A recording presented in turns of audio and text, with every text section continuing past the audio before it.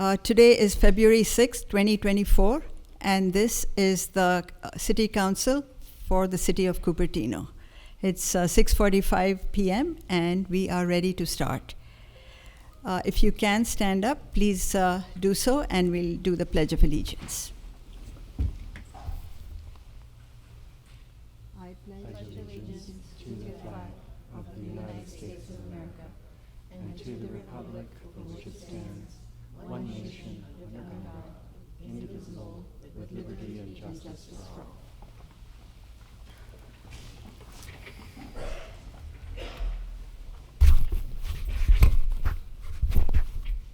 Please be seated. Thank you. Madam Clerk, will you do the roll call, please? Councilmember Chow. Here. Councilmember Moore. Here. Councilmember Wei. Here. Mayor Fruin. Here. Mayor Mohan. Here. Did I call? Okay. Is there a closed session report, Mr. City Attorney? Nothing to report, Mayor. Okay, we will proceed with the ceremonial items. The first one is recognition of STEM winners from the city of Cupertino who participated in the Santa Clara County 2023 Synopsis Championship Science Fair. This was held in March 2023. Okay. So thank you to all the teens who participated. You are the emerging leaders who represent the future of our city and our country. And if you can believe this, there were 31 winners from Cupertino alone. So let's give all those winners a round of applause.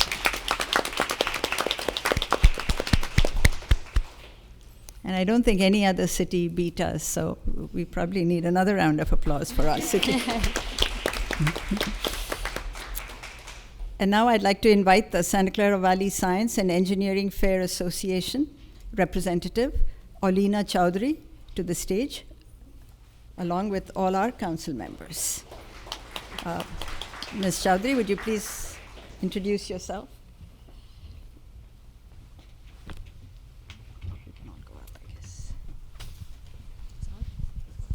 Hi, good evening, everyone. My name is Dr. Alina Chowdhury, and I am on the board of directors of the Santa Clara Valley Science and Engineering Fair Association. We are very proud here today to recognize our STEM winners. It was a pretty large fair last year with over 600 projects and students working either independently or in teams.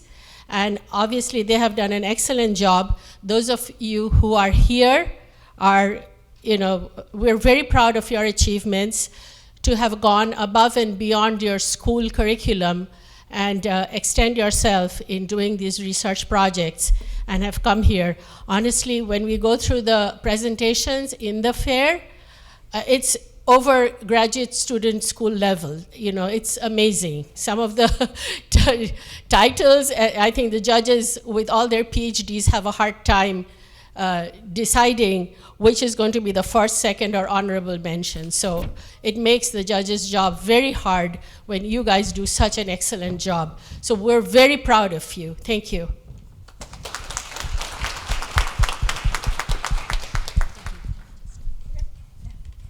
So what an accomplishment this was. I'd like to congratulate all the students who participated and won.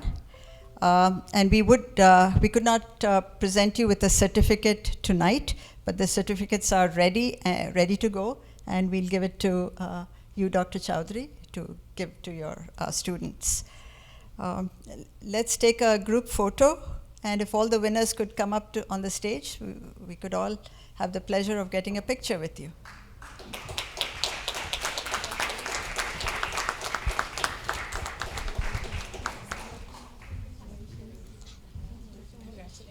Congratulations. Congratulations. And Mayor, while everyone's convening, I did display a list of the 2023 winners on the screen. Good job. Good job. All right. Now you guys are taller than us. So not taller than you, dear.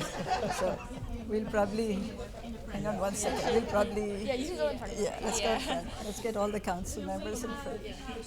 Maybe two lines and then have council also in the middle. Yeah. We need to come in. Come this way. Maybe they could Squeeze in the front. Can they be? Can they squeeze in the front? Can they squeeze in the front? Can I have a couple squeeze in the Yeah, front? and then bend a little bit. Yeah, hey, you're young enough to do that. Okay, there you go. I don't want to. Oh, Councilmember Bork, can you be seen? Yeah, maybe and. Sideways, you good?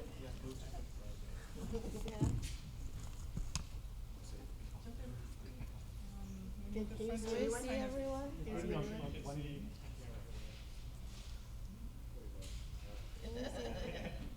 Big smiles for me. 1, 2, 3. We'll give the families an opportunity to take a picture. We'll count to 10. 1, 10. 8, keep smiling. 7, 6, 5, 4, 3, 2, 1. Congratulations. Good job, guys.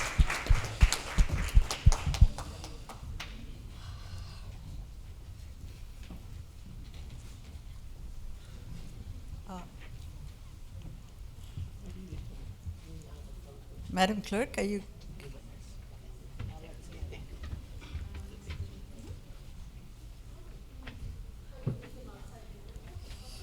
Are you going to put the names up? Oh, you did already. Okay, good job.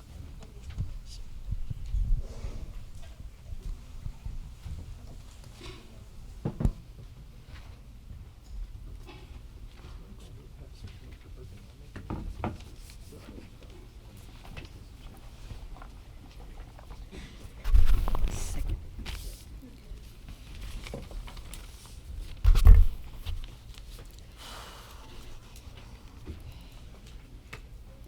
That wasn't too bad. Okay, we're also recognizing and honoring February as the Black History Month. Every February in the United States, we honor the contributions and sacrifices of African Americans who have helped shape this nation. Black History Month celebrates the rich cultural heritage, triumphs, and adversities that are an indelible part of our country's history. The theme for 2024 is African Americans and the Arts. African American art is infused with African, Caribbean, and the Black American lived experiences in the fields of visual and performing arts, literature, fashion, folklore, language, film, music, architecture, culinary, and other forms of cultural expression. The African American influence has been paramount. We celebrate February as Black History Month.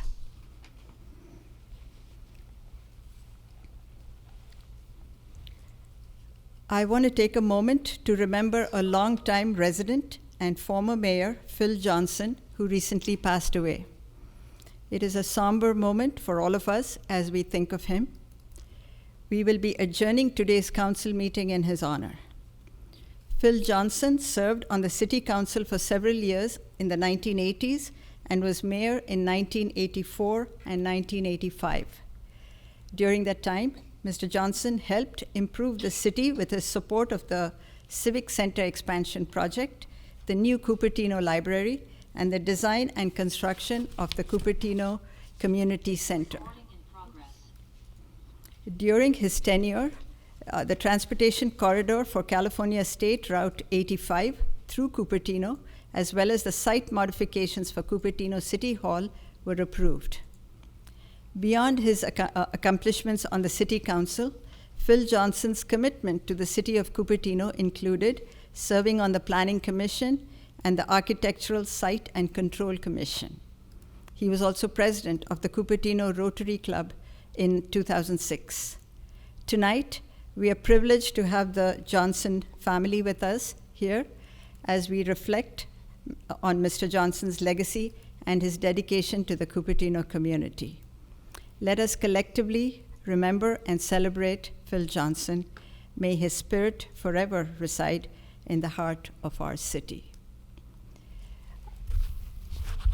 I'd like to call upon the Johnson family to come up and make a few comments.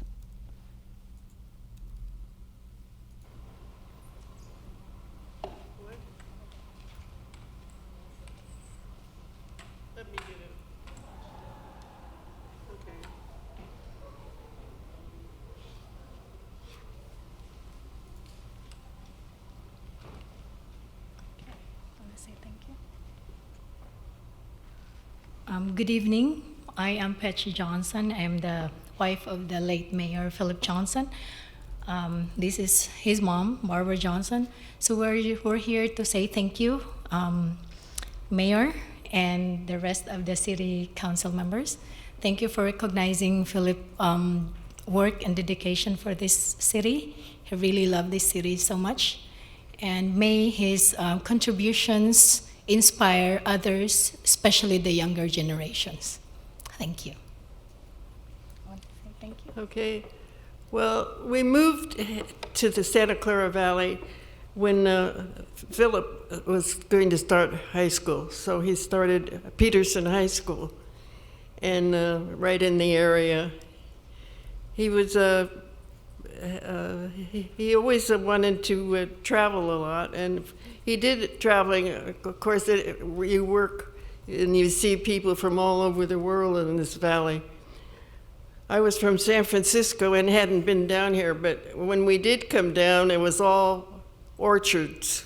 And my mother liked to can, so we came down here for that. But of course it grew with all, and it's a wonderful place to live. We've lived different places. My husband was in the Navy, but Santa Clara Valley has the best weather and the best people. Philip was interested. In fact, he was going to San Jose State when I think he started maybe getting interested in more or less in politics. And so I've been out campaigning for him. I almost forgot all that so long ago now. But he was very happy here, and he was healthy here because he had asthma, and the weather was perfect for him. So what else you want to say?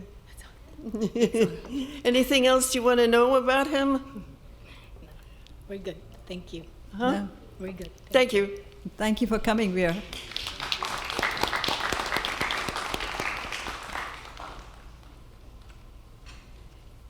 Thank you again to the Johnson family for honoring us by coming this evening. Thank you.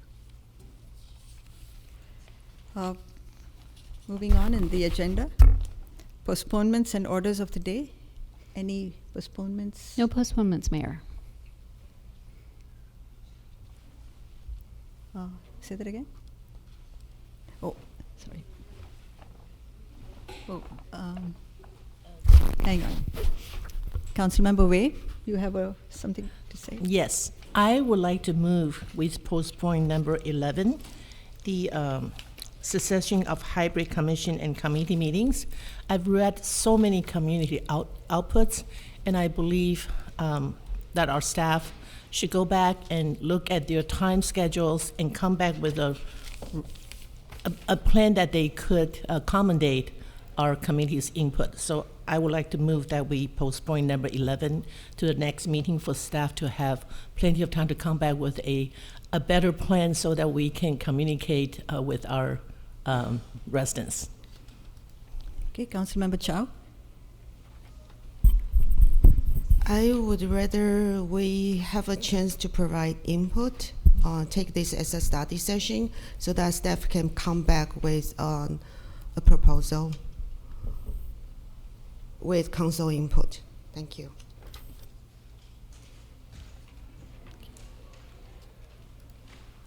Any other comments?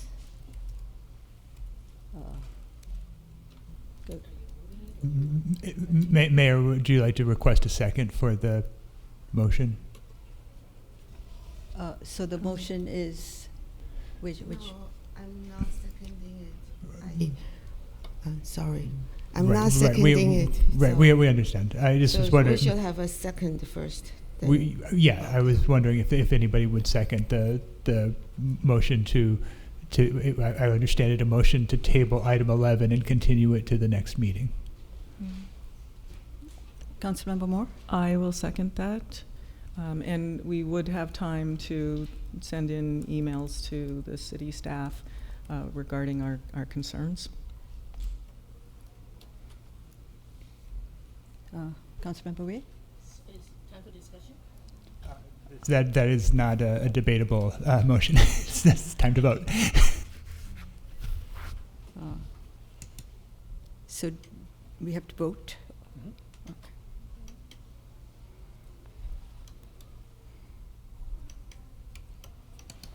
The motion carries with child voting no.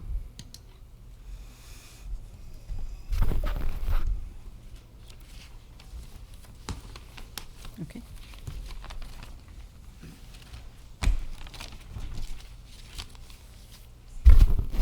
Okay, let's move to the consent calendar. Have there been any items that have been pulled? Mayor, would you like to hear oral communications? I forgot that.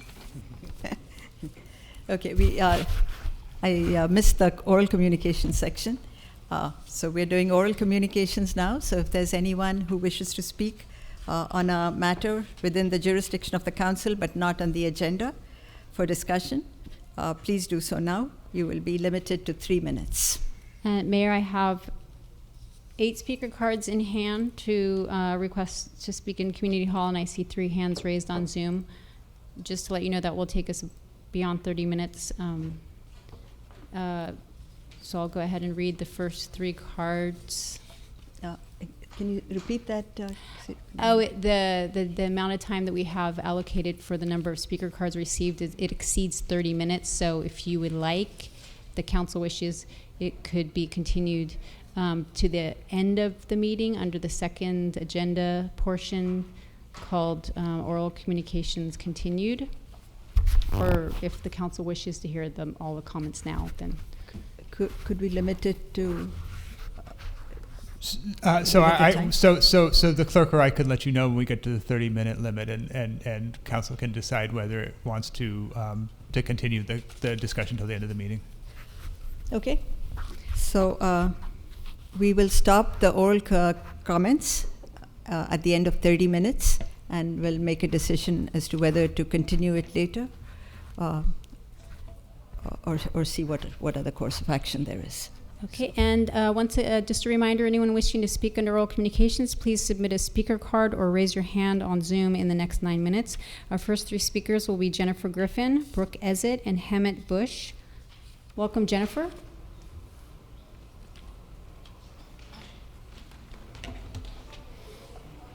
Good evening, City Council. It was very nice to see the STEM since I spend a lot of my time doing chemistry and biology, and I tutored statistics for 7 years at De Anza. On that note, I had sent you all an email earlier, several weeks ago, concerning the RENA numbers. It has been brought very much to my attention that the RENA numbers are based statistically on nothing. Mark Verville, Verville, is a CPA, an accountant from Southern California. I have seen him present 3 times already on this in Zoom. He's presenting Thursday at a Zoom for California Catalysts.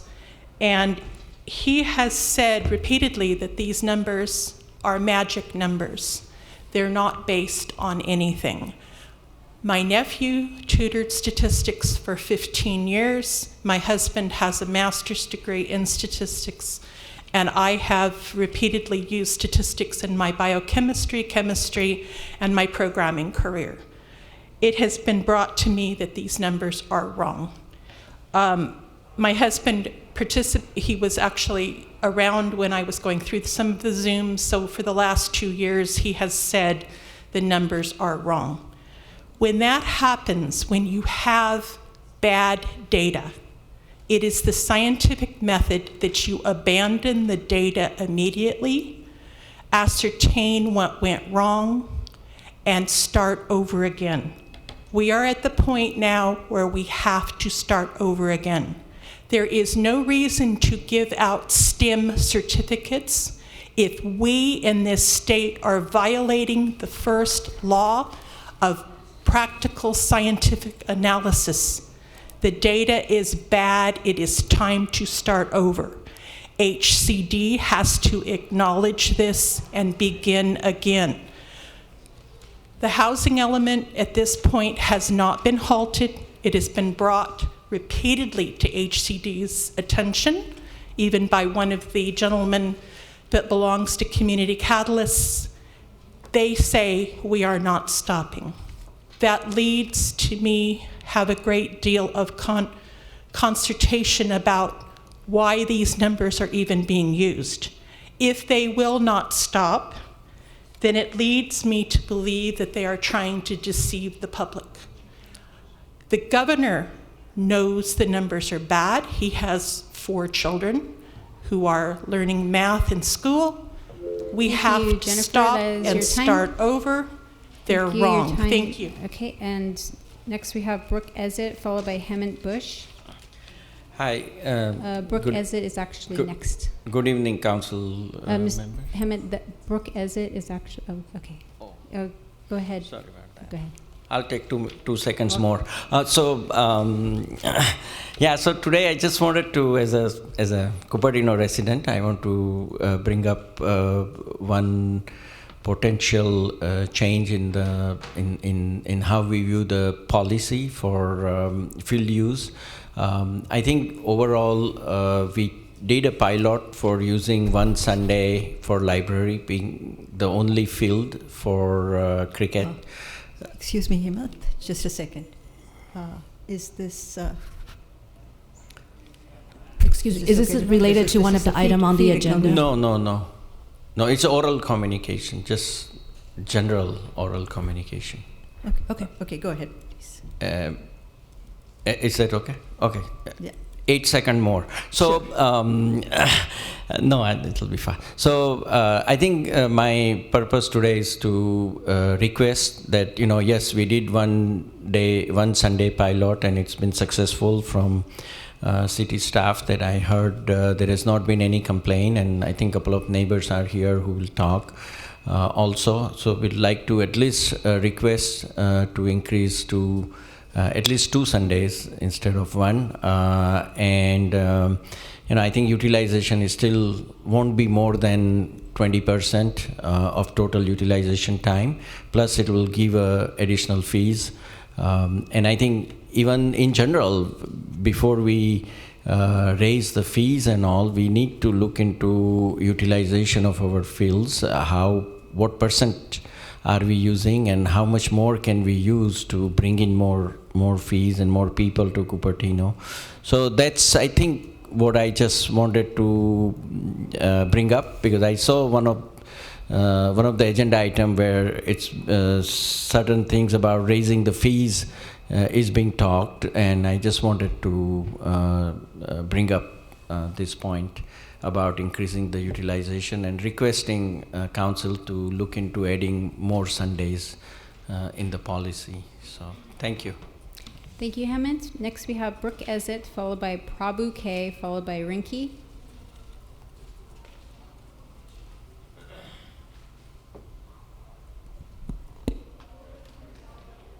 Welcome, Brooke. Thank you. I wanted to speak about weather and money. This weekend we had a weather event, and these things are going to become more and more common because of global warming. In my neighborhood, the power was out. 7,000 people or customers in Cupertino had power that was gone. And I didn't see any messaging from the city earlier before this event happened, and we were well aware that it was going to happen. We have people sitting in the cold, we have people sitting in the dark, and if the city can find $62,000 to spend on flogging people who ask questions while they're trying to do their jobs, the city can find the money to set up some sort of a process to keep the residents safe. Secondly, the housing element. This is the first time that the housing element has been late, and as a result, the city was served with a lawsuit and settled for $15,000, and residents cannot comment on the environmental issues. I think that's a win-win, isn't it?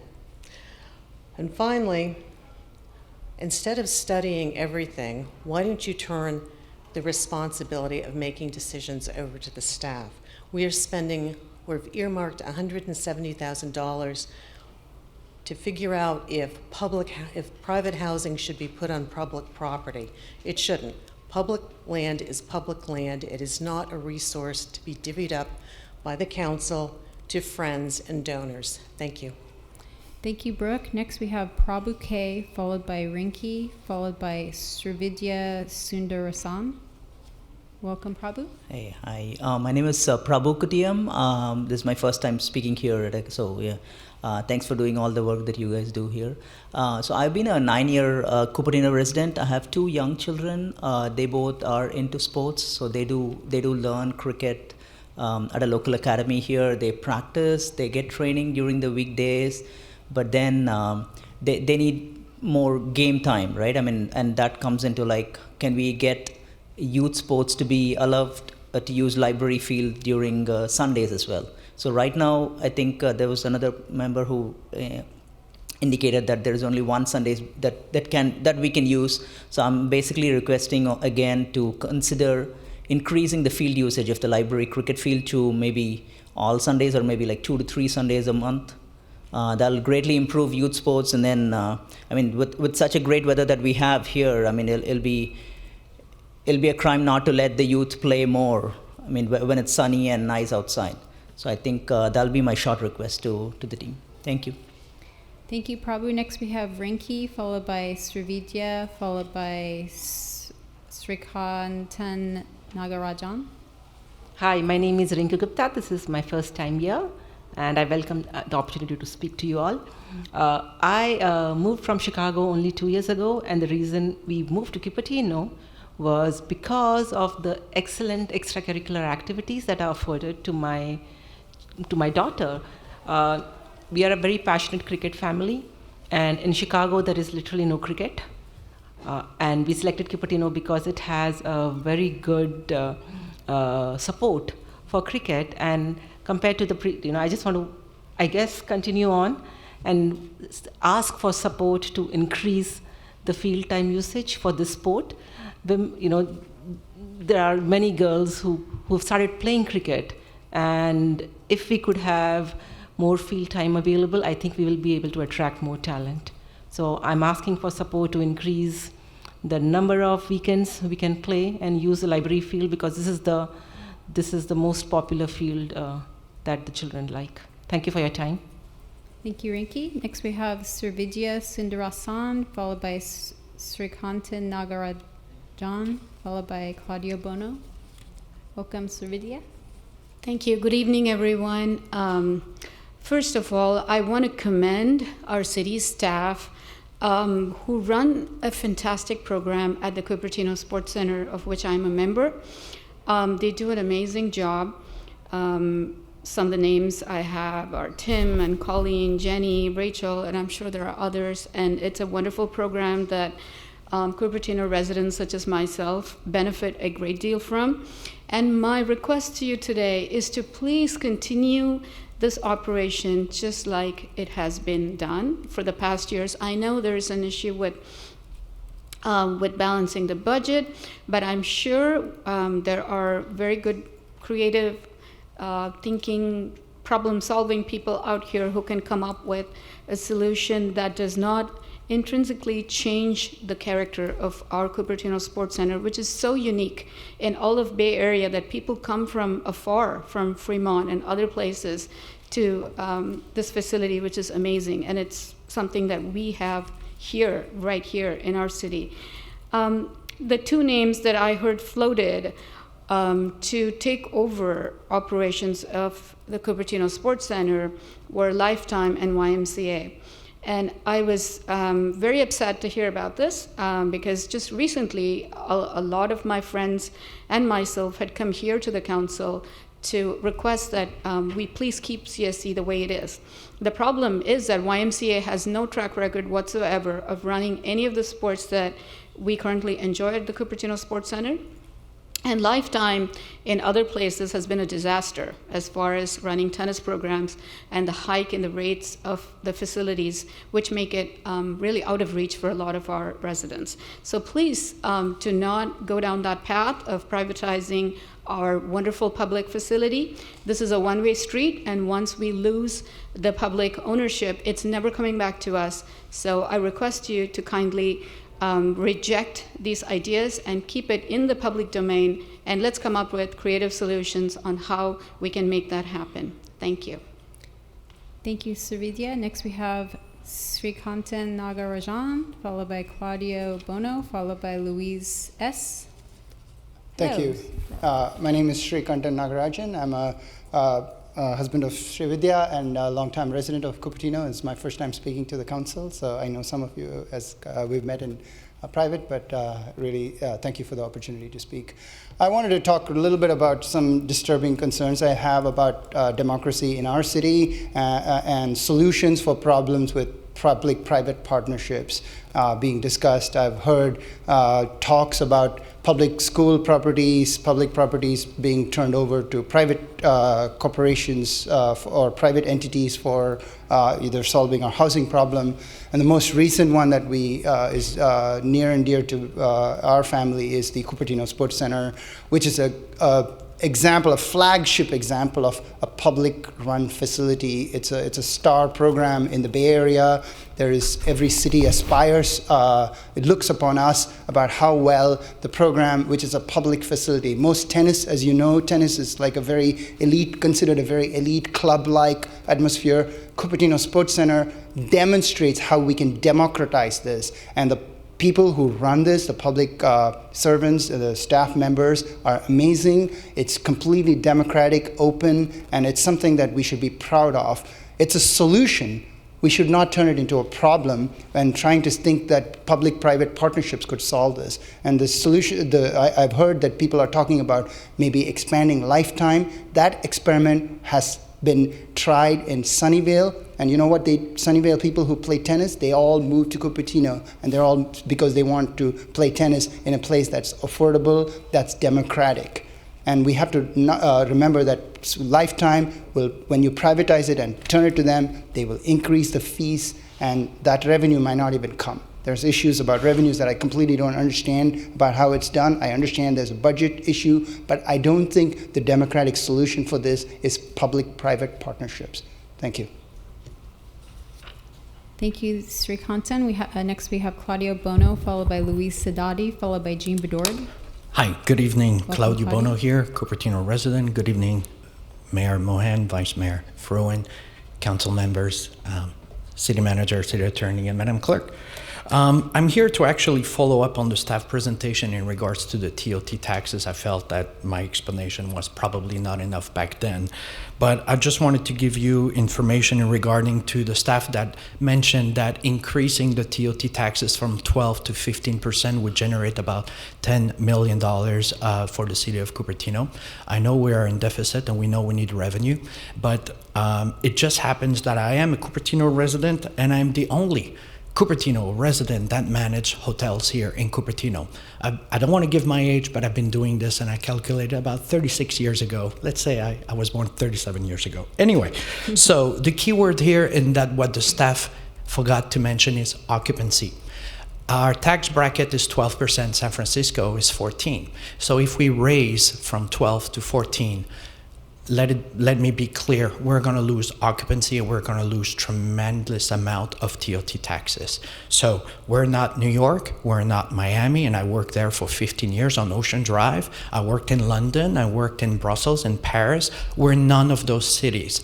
If we are getting that TOT taxes increase, it's going to be dramatic for us, and some of the hotels might close. In my humble opinion, increasing to 1% makes sense. But if we are, all the groups that I contract and they are coming are benefiting from the tax bracket that we're getting. So that means more occupancy for our city, more TOT taxes for the city as well. But if we're going to 15%, forget it. I might as well close the hotel. So as a concerned resident, I'm here to give my humble opinion about what should be done. Raising a tax to an additional percent, totally understandable and doable. But again, I do this for a living and I travel the world to bring groups here. If we pass this tax increase, it's the end of hotels here in Cupertino. It's actually not going to generate 10 million because staff forget the word occupancy, and we're benefiting from that. And I just wanted you to know from me, being the only resident that manage hotels, and just I want my city to thrive. So there you go. I'm always available if you need any questions or anything in regards to hotel industry. Thank you so much. Thank you, Claudio. Next we have Louise S., followed by Jean Bedord, followed by Jennifer Sharon. Welcome, Louise. Good evening. I'm Louise Sadati. This is not my first time speaking. Hi, all. So I just wanted to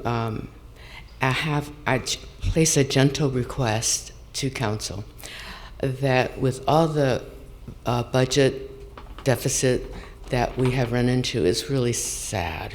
When you look at the sorry state that we're in as a city compared to Sunnyvale, San Jose, the list goes on. I have a hard time listening to residents from other cities come and demand that we keep the sports center and not consider anything done to it. We have issues, and I think everything is on the table for us to consider to meet our budget deficit.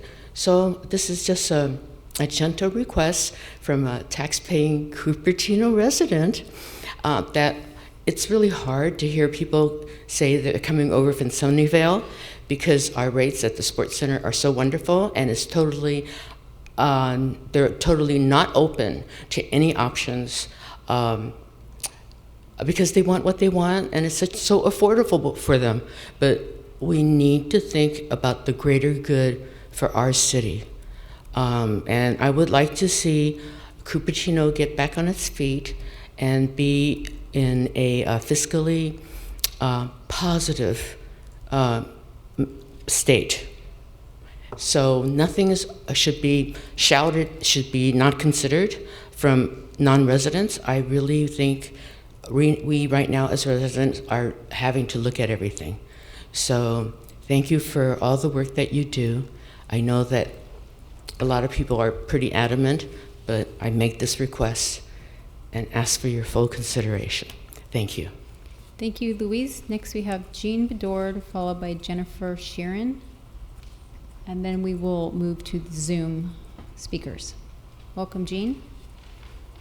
Actually, I wanted to speak on number 9 under oral communications, simply in the, rather than in oral communications per se. Yes, I see that actually. So Okay. sorry, my mistake. I want to commend the Mary Avenue project. So then we will move to Jennifer Sharon. Welcome, Jennifer. Hi, good evening, Mayor Mohan and council members. Am I not then close enough? Thank you, Councilmember Way. Tonight, I don't have anything prepared, which I usually do. I had for item number 11, but I did want to mention something that I've seen a lot, and that is with all the rain that we've been getting, the Regnart Trail, which is incredibly popular with our residents, is seeing some major issues. Ruts in it from bikes, such as myself, I'm sure, and from people walking, tripping, it's very slippery, that sort of thing. So I know that we're in a budget crisis, but this is something that people are really enjoying and using. So I'm just asking if in your discussions with the city manager, this comes up, that you consider the fact that this is something that a lot of our residents are sad that it's closed. I see disappointed people every day going by it. And right now, for example, right at the moment it's closed, and for a while over Christmas it was completely closed. So thank you. Thank you, Jennifer. And next we will move to Zoom. We have 4 hands raised. San R, Babu Srinivasan, Tracy K, and call-in user 1. Welcome, San. Good evening, City Council. I would like to bring to your attention, in case this is not already on your radar, that the FUHSD school district is moving to vote by trustee.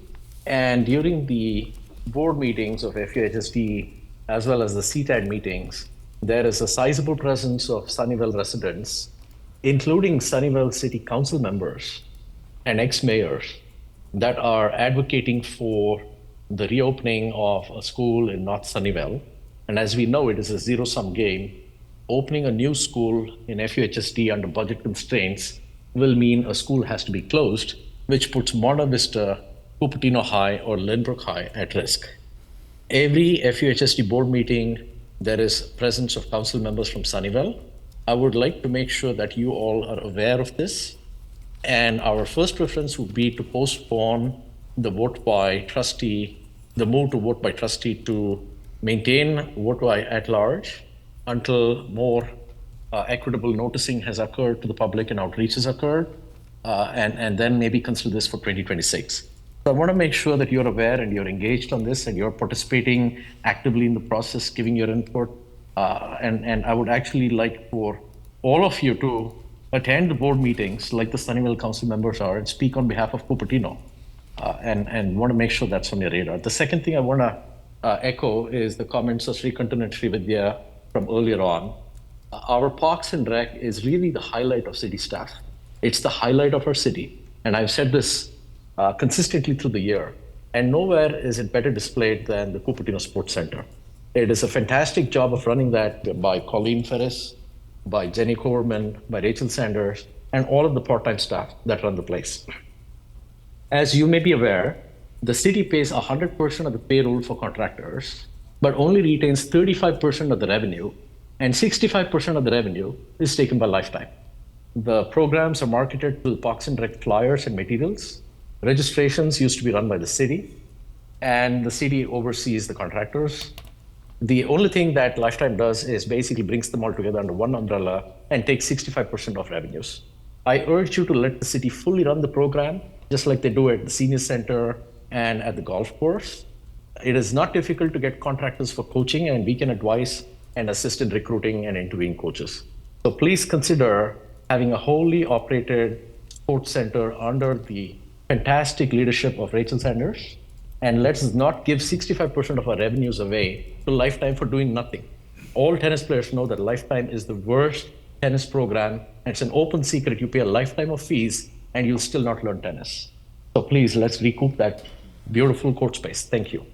Thank you, San. Next we have Babu Srinivasan, followed by Tracy K, followed by Colin, user 1. Welcome, Babu. Thanks for giving the opportunity to talk today. So I wanted to talk on that action item that has been postponed. I'm really grateful for you having the hybrid commission and committee meetings. I have seen many city residents getting engaged in the commission committee meetings, and it should be or it must be continued. I myself left wondering why the agenda has been postponed for next month. In my opinion, or most of the city people, it doesn't need even be discussed. It should be continued, full stop. Because that is the only way at least you can have little bit engagement with engaged people in the community. Because I do see in all the meetings, including the FUHSD, the commission or committee is having tough time to engage people or even getting a survey done. So in my humble opinion, this should not be even coming for agenda discussion again, and it should be continued. And I thought of talking on the second one, on the municipal code amendment, which is a mass BA zoning district change just for the usage of tessellations for RegNot. I just say it should be. Excuse me, Babu, this is actually agendized later in the agenda. If you'd like to submit another request to speak, you can speak, provide comments for that item then. Sure, thank you. And I appreciate the committee, Cupertino County, conducting the commission selections and making it on time and making it public. And I appreciate the transparency, and I hope all the people who are engaged in that will continue to do a better job for the city of Cupertino. Thank you. Thank you, Babu. And next we have Tracy K, followed by Colin, user 1. Welcome, Tracy. Hi, thank you so much, City Council. I just wanted to echo an earlier comment that if we could please have some representation from the Cupertino City Council at FUHSD board meetings, it would be excellent. I've listened to a few of them going, over a year back, and Sunnyvale has had its current and former council members attending these FUHSD board meetings and constantly lobbying for the Sunnyvale residents' interests, whether it is complaining about the fact that they had their school closed many years ago and asking for a new one to open, or getting better bus routes and whatever. And over time, I think this has led to the idea that, you know, Sunnyvale is underrepresented and that Cupertino Cupertino doesn't seem to need as much help. And so I think over time, the needs of the Cupertino schools and also nearby ones, Monte Vista and Lynbrook, are sort of getting deprioritized. And it would be really wonderful to see some Cupertino City Council members stepping up and attending some of these meetings. I know that some of the meetings seem to conflict. They're at the same time. So perhaps you could ask for FUHSD board meetings to not be on the same day as Cupertino City Council meetings. Also, this upcoming change from at-large to trustee area elections is going to be pretty divisive, and I think a lot of residents are hoping that that change can maybe be slowed down a bit or even postponed, just because before, with at-large elections, it was a really unified district and all trustees represented the entire district. Whereas now, you know, if you did switch to trustee area elections, each trustee would only be incentivized to represent the electorate that got them into office. And that feels like dividing the district into little fiefdoms where it never existed before. So it just doesn't feel like a change that's healthy for a very successful district in the long run. Thank you. Thank you, Tracy. And our final caller is call-in user 1. Welcome.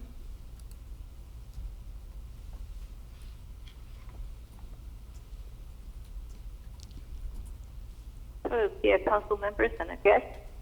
This actually is a reading from the third party under a request to the city councils, and was subject to the injustice over the playhouse.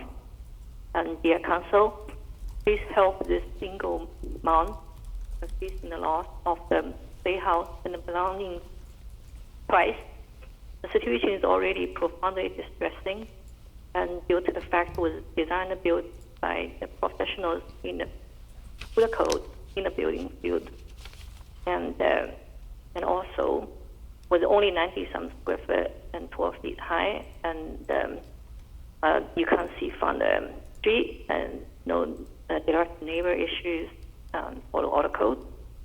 Delivery actually required a permit to give the city a chance to follow the process, which doesn't follow either. But sometimes the world does go upside down.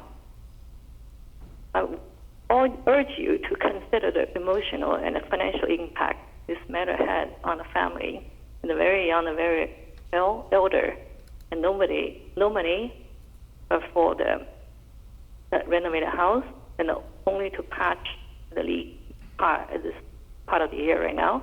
We kindly request that you prioritizing a discussion on settling the matter before proceeding further with the proposed order since the beginning of last year. And many requests were made lasting several months. We requested no more cost to each, but we were willing to compromise the belongings. But no, there has been response. Now they enforce legal fee and further allowing no voice or resolution to the matter.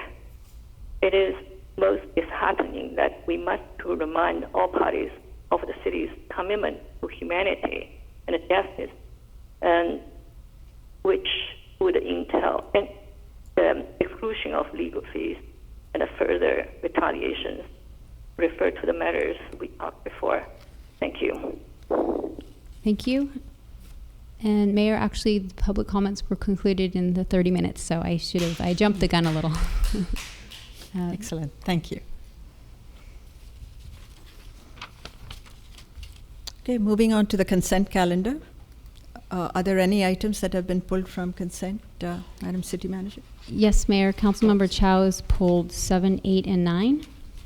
7, 8, and 9. 7 being second reading relating to BA zoned district.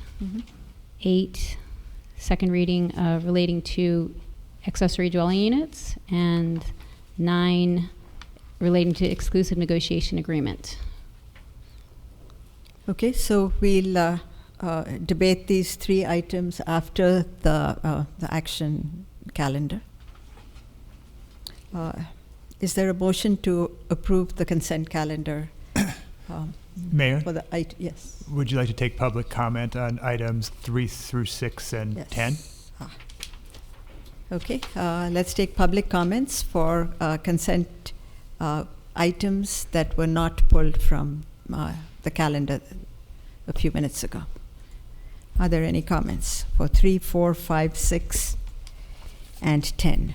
At this moment, Mayor, I do not have any speaker cards submitted for those items, nor do I see any hands raised on Zoom.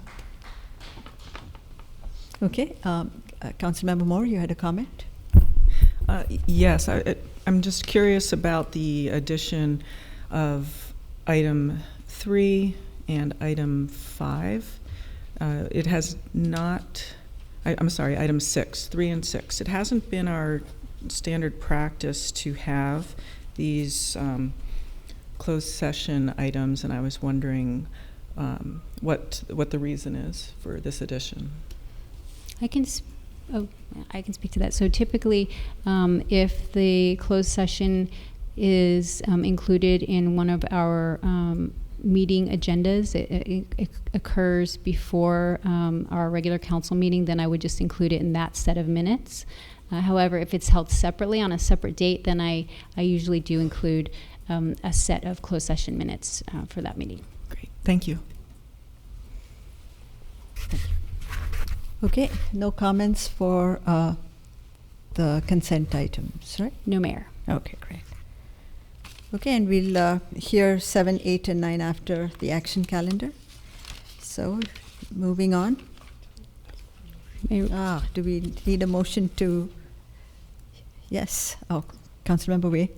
I move we approve consent. I move we approve consent calendars 3, 4, 5, 6, and 10. Okay, is there a second? Second. Okay, please vote by lights. The motion carries unanimously. Great.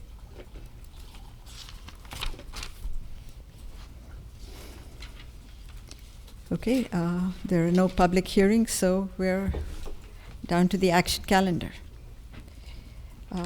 Item number 11 was tabled.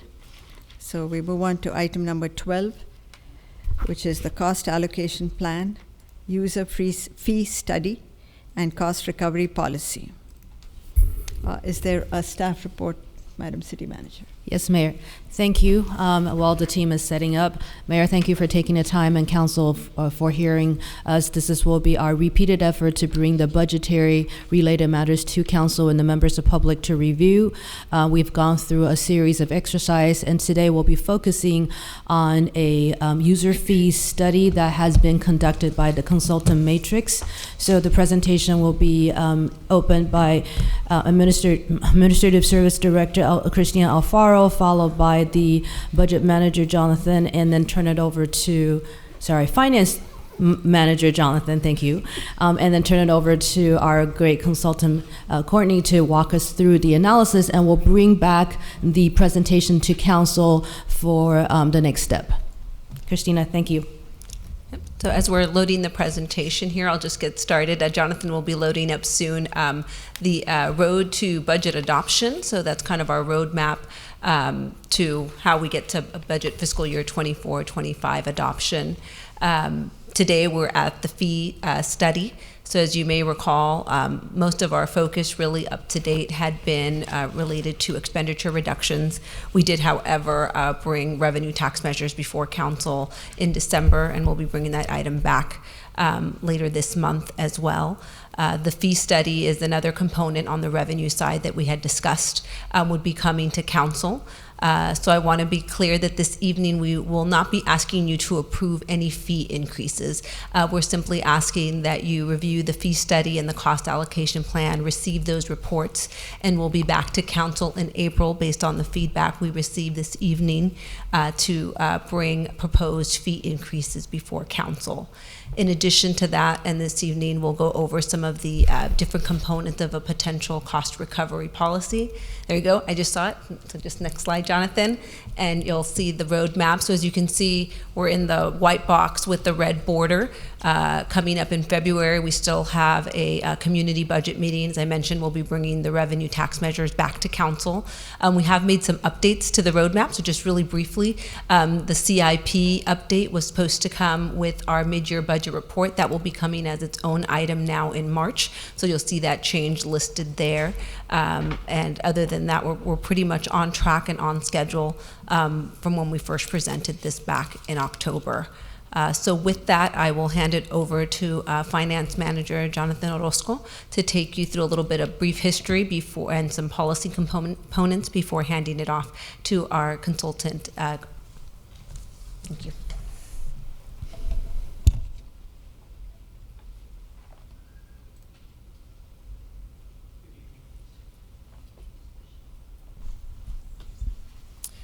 Good evening, Honorable Mayor Mohan and City Council members.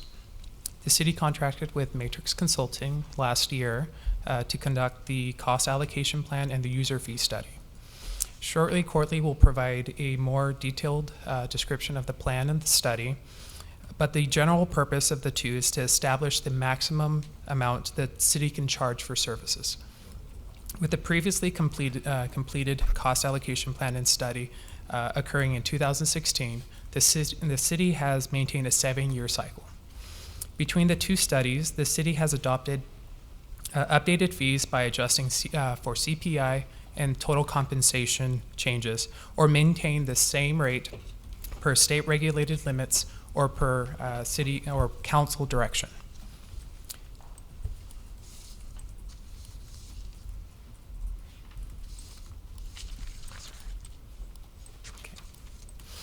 New this year, staff is requesting direction in regards to a cost recovery policy. There are 5 primary components to the policy for which some of the city is part of their practice, and the policy will just be memorializing them. The first component relates to the frequency of the studies, which staff is recommending to keep the 7-year cycle. The second component relates to the cost recovery target ranges. Historically, the city has attempted to maintain full cost recovery, with the exception of a handful of services that the city council has opted for subsidization. The recommended target ranges per service area follow typical national targets. The third component relates to the method of increasing fees between studies. Staff is recommending to maintain the practice of updating the applicable fees by CPI and total compensation changes. The fourth component relates to the phase-in period for fees with greater differences between the current and the full cost recovery rate, to which the city will gradually increase the rate until it reaches full cost recovery or the rate desired by council. The last component relates to the Parks and Rec fees, which where the policy will follow the resolution number 04-35, which grants the city manager the authority to manage these fees. Due to the seasonality of Parks and Rec programs, it is common for agencies to administratively update these fees several times throughout the year. And with that, I'll pass it along to Courtney. Thank you. Oh, actually, give me a second. I need to actually shift.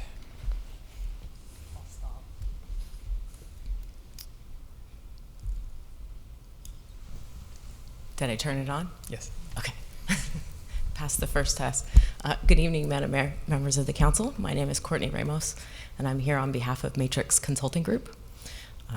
As mentioned, we worked with the city to develop their cost allocation plan and user fee study. And what I wanted to do tonight is kind of briefly go over those results for you. There you go. So really high level, talking about the goals and objectives, kind of why we do these studies. Refresh your memory on and give a little more background on the studies. Talk about the methodology that we went through to get to the results. Give some high-level results of that analysis, and then talk about some fee considerations and key outcomes from the study, as well as a high-level review of the comparative survey results, hopefully giving you a better understanding of the materials that you have to take home and read, as well as how to think about those next steps of setting fees and setting policies. So our objective was twofold. The first one was to develop a cost allocation plan. The focus of that is to identify indirect costs associated with various city programs that support internal functions. So things like HR, finance, city council, city clerk, and so forth. Calculating that administrative overhead is kind of twofold. One, we want to be able to layer that over the user fees that we were calculating, so we could come up with the full total burdened cost associated with those services, but also to identify and justify any transfers from non-general fund sources. Additionally, it also complies with generally accepted accounting principles and OMB guidelines, that it's a good practice to have these types of plans to, again, understand what those indirect costs are. Really, the bigger focus of this study was the cost of services or user fee study, wherein we wanted to kind of identify potentially new fees. We want to streamline our fee structures, ensure compliance with Prop 218 and 26, and provide to you all what it is that is the total full cost of providing your fee-related services. So I'm going to really focus on that fee study component. We start with streamlining the fee structure, so we go in and we take a look at it and say, are those handouts that we have at the counter, are they as clear as they could be? Do they have old, outdated services on them? Or are there things that we're doing now that maybe we didn't have on our schedule before? So really working with staff to identify those and to streamline that fee schedule. Developing average time estimates for the services that we're providing. Developing fully burdened hourly rates that incorporate direct and indirect costs. Doing a comparative survey. We all want to know, what is everybody else charging for the services that we're providing as well. Most importantly, through this study is compliance with state regulations. Most popular among them would be 218 and 26 that say that we can't charge more for a service than it costs us to provide that service. So what the primary goal of a study such as this is to really identify what's that ceiling, what's the total cost to the city to provide that service so that we're justifiable should we choose to go for full cost recovery. We also then look to update and help the city update those fee schedules, so implementing any goals and guidelines that council ultimately provides. So as already mentioned, the city last conducted the fee study in 2015. It is a best practice to conduct these usually every 3 to 5 years, but usually, everybody is probably more in line with what the city does, which is about 7 years. And really what we want to do is these studies are time intensive, takes a lot of staff effort, but what we want to do when we do these updates is capture changes in the code, changes in technology, staffing structure changes, anything that's major that would happen in the city that could really affect the cost of the service. Through this study, we looked at all city services, so all fee-based services. We did not look at any impact fees through this study. We also did not look at fines or penalties. And then we did do a comparative survey of surrounding jurisdictions of a sampling of permits, so kind of taking a look at what are the most popular services, so to speak, in each department and comparing those. So the methodology is not necessarily complex when we look at determining full cost. It's rate times time. But there is some nuance to the rate and to the time. So when we looked at the time assumptions, what we wanted to do was look at a reasonable amount of time that it takes to process a permit, to do an inspection, to review an application. So not the simplest one that comes across our desk, and also not the most complex. But for each particular item, what is the average amount of time that it takes? And who are the staff who are primarily involved in providing that service? When it came to the fully burdened hourly rates, we're not just talking about the salaries and benefits of the staff who are providing that service, we're also accounting for indirect costs. So we're looking at making sure that we've accounted for, the utility costs and the building maintenance, that we've looked at the vehicles that they're using to drive to the various inspection sites, as well as that indirect piece from the cost allocation plan. So again, understanding the full cost to the city to provide that service. And that's what gives us that full cost, that maximum justifiable amount under current state regulations and laws. So if we go real high level and we really focus on kind of the areas that, that the city could really make an impact from a revenue perspective when it comes to fees, the three biggest categories would be planning, public works engineering, and building. That's really where the bulk of the workload is. That's where the bulk of the potential revenue generation is. When we looked at those three areas, overall, the city is under recovering by about $770,000. When we look at that, the biggest impact there is in building, a little over $500,000. The biggest impact there is the identification of planning support during the building phase that had not previously been accounted for. So it's definitely not necessarily a new service, but a service that had not been called out previously and costed out. When we look at planning, the next biggest one at almost $170,000, the biggest impact there is in relation to tree permits and the associated applications with that. Public Works Engineering is doing really well at $60,000. Only minimal impacts there if you wanted to go for 100% cost recovery. So when we look at these, you know, everybody is doing pretty well when we consider typical cost recovery levels. Building anywhere between 80 and 100%. Planning is typically between actually 50 and 80, so it's right above actually what we would see in typical levels. And Public Works is right there almost at the top as well, anywhere between 80 and 100%. Now, not pictured on this graph is Parks and Recreation, and mostly because it's hard to, you know, it's a big number when you look at a subsidy, so it can kind of tend to jump out, but we did want to kind of highlight that when we look at Parks and Recreation, that cost recovery for direct cost only was at about 50%. If we look at the total cost associated with Parks and Rec, so direct and indirect, is closer to about 34%. And typical cost recovery for Parks and Recreation is anywhere between 20 and 50%. So doing pretty well as far as the typical ranges for that.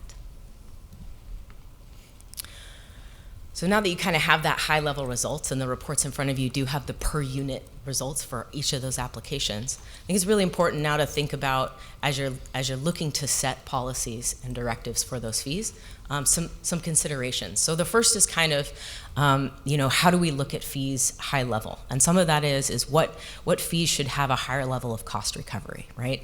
And so those are things like zoning and site approvals and building permits. Those are fees that are primarily funded by user fees, but they usually have the greatest individual impact. So we want to, you know, we don't want to necessarily subsidize something that's only going to impact a couple people. We want to save that subsidy for things that would impact more of the community at large. So you'll see a lower level of cost recovery for that mix, you know, of code enforcement and recreation, those types of things that are both user fees, taxes, and other sources. And then those that are primarily funded by tax revenues, things like police services, fire suppression, streets, and things like that. Some other things to keep in mind, again, as I said earlier, no fee can be set at more than 100% cost recovery, according to state regulations. So if we have any fees that the study has currently shown are over-recovering, we will need to reduce those down to be 100% cost recovery. Any state or local ordinance-based fees need to remain unchanged. So while we might have costed out the process, and it might actually cost the city more to provide that service, if the state or some other jurisdiction has set that fee, we have to respect that authority and leave those fees. Whenever we set fees at less than 100% cost recovery, it means that we're subsidizing them. And so that's less funding that we have for other sources. So it's important for us to document the reasons behind that and to identify what those are. Again, typical considerations for lower cost recovery. So we might look at something like building and say, we want to be at 100% cost recovery. That doesn't mean that blanket, every fee has to be at 100% cost recovery. We can make exceptions to those rules. And some exceptions commonly would be to, you know, encourage compliance for certain behaviors. A really popular one in building would be water heaters. Sometimes also tree removals, where we want people to come in and pull that permit rather than just going ahead and doing that on their own and having issues come up later. We also sometimes will set fees at lower cost recovery because they might serve as a barrier to entry. So something like an appeal fee. While there's a lot of work and a lot of effort that goes into coordinating appeals, a lot of times that cost, if we were looking to recover that, would serve as a barrier to the community participating in that process. So again, just some other things to think about when we look at that. If we look high level at the outcomes of this study, we did do some streamlining. I talked about the fee structure and looking at that. We actually streamlined the building fees. There were 3 construction types based on IBC classes for the types of materials used to construct. We consolidated the fee schedule to be the most common construction type for each class there. We added and eliminated flat fees so that we could better represent the services that were being provided. In planning, we added new fees for sign permits, for preliminary application reviews, and for public works engineering. We created new fees for environmental review and traffic reviews. So again, trying to make sure that the fee schedules are representative of the services that are being provided, and to make sure that it's clear to both those at the counter administering those permits, as well as the public who needs to pull them, what those services are related to those fees. We also calculated surcharges for credit card and technology services, and we reviewed and updated the general plan maintenance fee. So I'll kind of sum up with looking at what, everybody also wants to know what is everybody else doing. So when we did look at other surrounding jurisdictions, they have all recently updated their fee schedules. Everybody, much like Cupertino, does that kind of annual increase, CPI or a COLA increase. But some of them have also done more recent fee studies. So their fees potentially are more in line with their cost recovery. Current fees for the city are generally lower than what we see in surrounding jurisdictions. But when we look at where that full cost number would be, it's more in alignment with where those other jurisdictions have set their fees. And then finally, I did talk about that technology fee and the credit card surcharge. Those are consistent fees that are charged by other jurisdictions.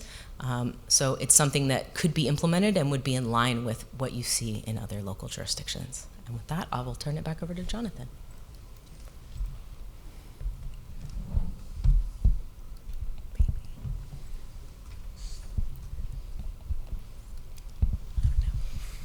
We now move on to tonight's recommended action, and it's to receive and file the cost allocation plan and user fee study and provide direction on the components of the cost recovery policy. And staff will be returning in April to adopt the fee schedules and the cost recovery policy. And we are available for any questions.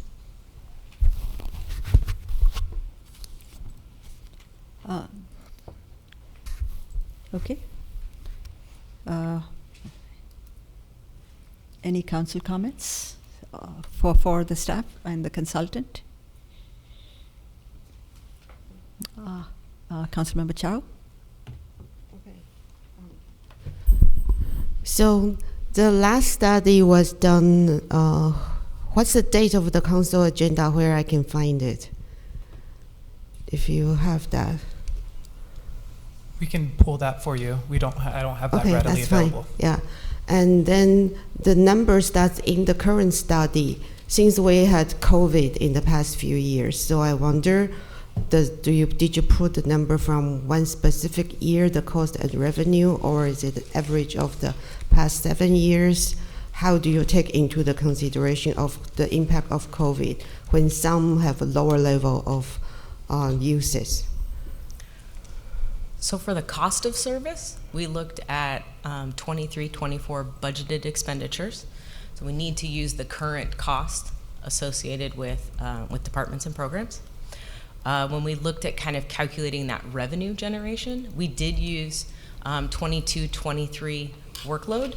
However, we did have discussions with staff about whether or not that workload was reflective of what we've seen. If we are still if we're still ramping up again, or if it's more reflective of kind of what we think we're going to see moving forward. Okay, so I've been looking for this in the fee study report. This is not, is this written in the report? Maybe the year that the budget is based on is where the numbers come from. it does state within the staff report and in the fee study how those numbers were originally generated. Not the specific year. Jonathan, I can provide Okay. a clarification. Councilmember Chow, I believe in the attachment to the staff report, in the study itself, there is a fair amount of a detailed background in terms of methodology, how the study was derived. I read the methodology and all the very general description, but I couldn't find the exact year this come from. Maybe I missed it. Anyway, that's okay. And another question is regarding, so the legal requirement is we can do a cost recovery for both direct and indirect cost? Correct. Okay. And another question is, we just recently did, there was a staff recommendation to not provide tree and landscaping maintenance for sidewalks. And that I remember the current cost will be about $500,000 or to $1 million. I forgot exactly what. But according to the report, the deficiency for public works is only $60,000.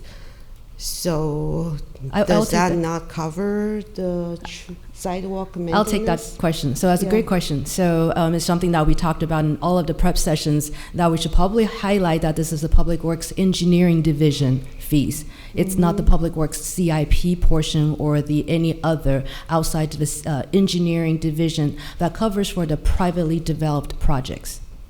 Okay, because the fee study report also describes what's covered under public works, and it includes right-of-way infrastructure. For any privately developed projects.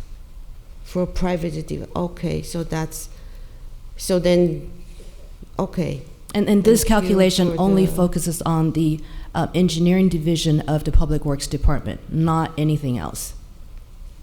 I guess for common people, I don't understand what divisions are there under public works besides engineering. There are understood, and that is a comment that I think we provided clarity to the council members during prep session, and well noted, and we'll provide that clarification in the next round. I don't remember that was mentioned.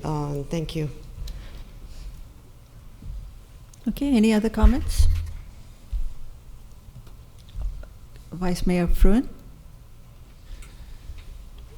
We have a pretty active and engaged public, and in attachment to this report you have two very, very large documents. So I'm hoping that maybe you could orient us all to them, and if you were just advising a random person on the street as to how to tackle understanding either one of them, if you could do that, I'd appreciate it. How long do you have? No, I'm just kidding.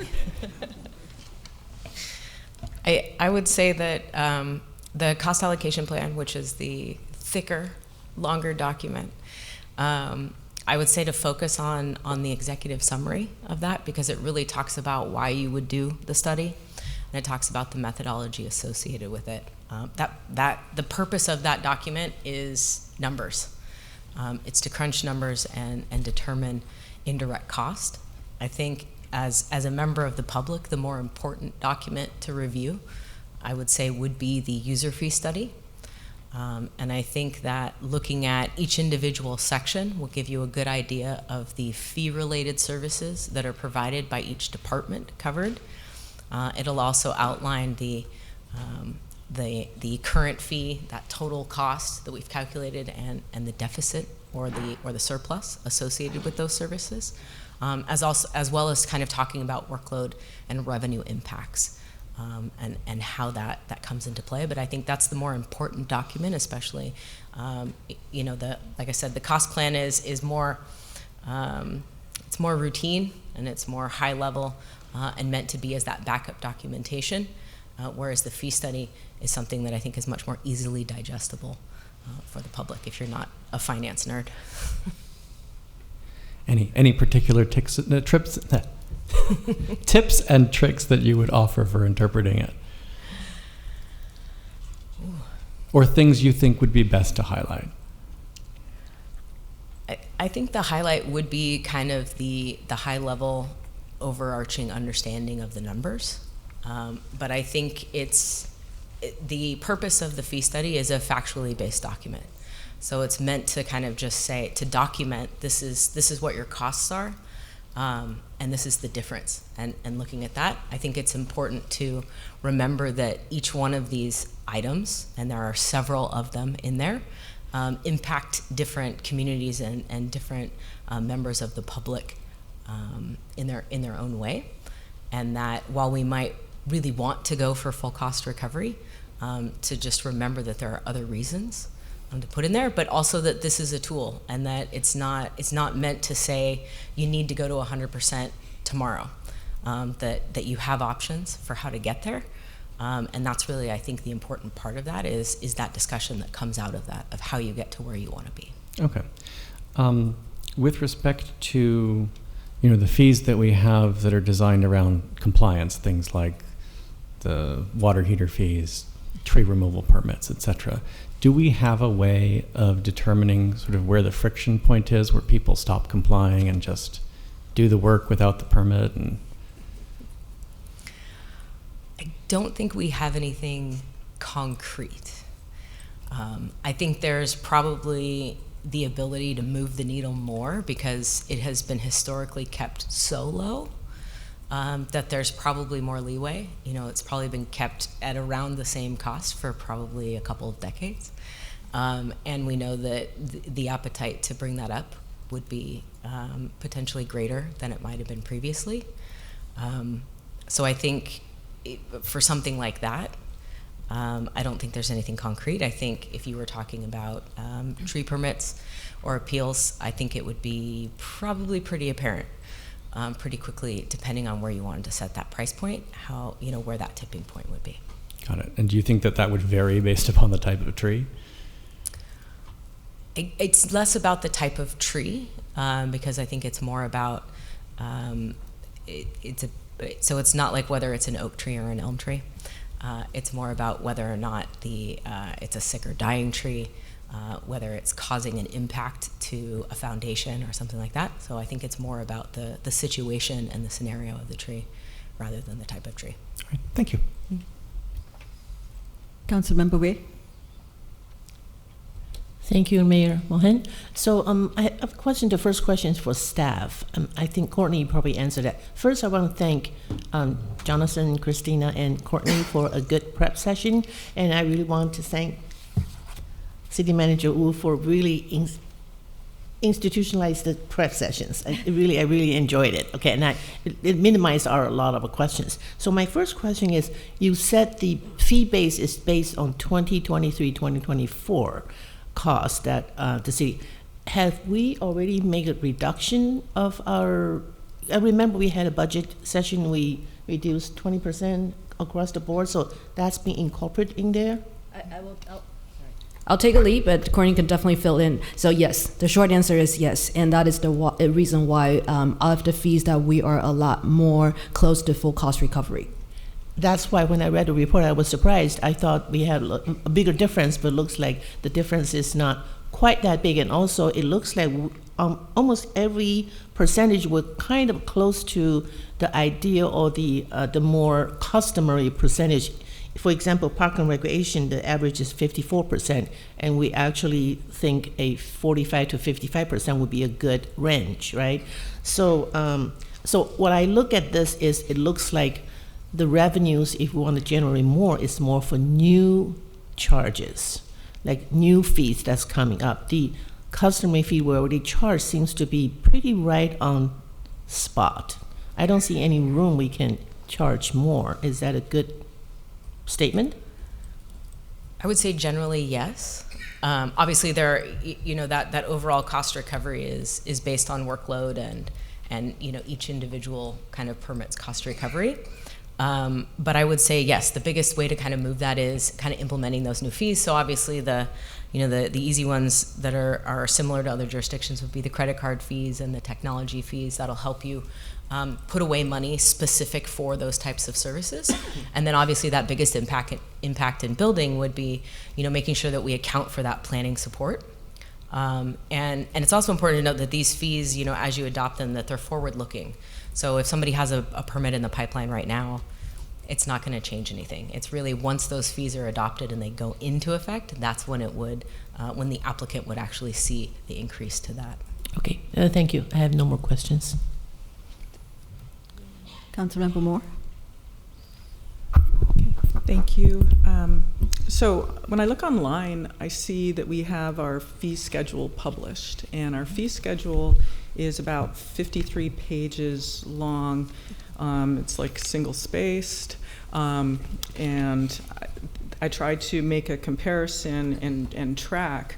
For instance, the city clerk, it looks like in your report you've tried to collect certain items that, like, you've got the city clerk mapped out here, but for our Schedule A general, some of those functions are just listed and grouped in with other functions, like the finance department for business licenses. So I was kind of wondering, because it made it harder for me to be able to track through and go, now I've got to go find out where from Schedule A through E this is from, and I was wondering what your thinking was with this regrouping that you've done in the report. Sure. So not everything that is in that master fee schedule will appear in this report because it might not have been covered under this report.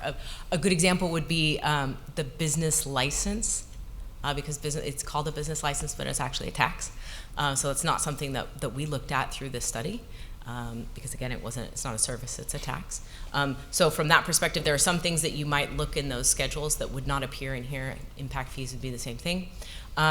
When we look to regroup in there, when we were looking at the fee schedule, it made sense to move things around and reposition them where it made more logical sense. There were a couple of things that were in that general fee category that were actually more related to engineering and environmental. So to move that from that general fee schedule and move it into the environmental section, or to consolidate different areas where needed, but to keep other things that, again, are more general, or even just creating categories within general, so it's a little more specific that this is a finance-related service or this is a city clerk-related service, to make it more apparent to the user, to the applicant, as to where you would go for those services. Does that?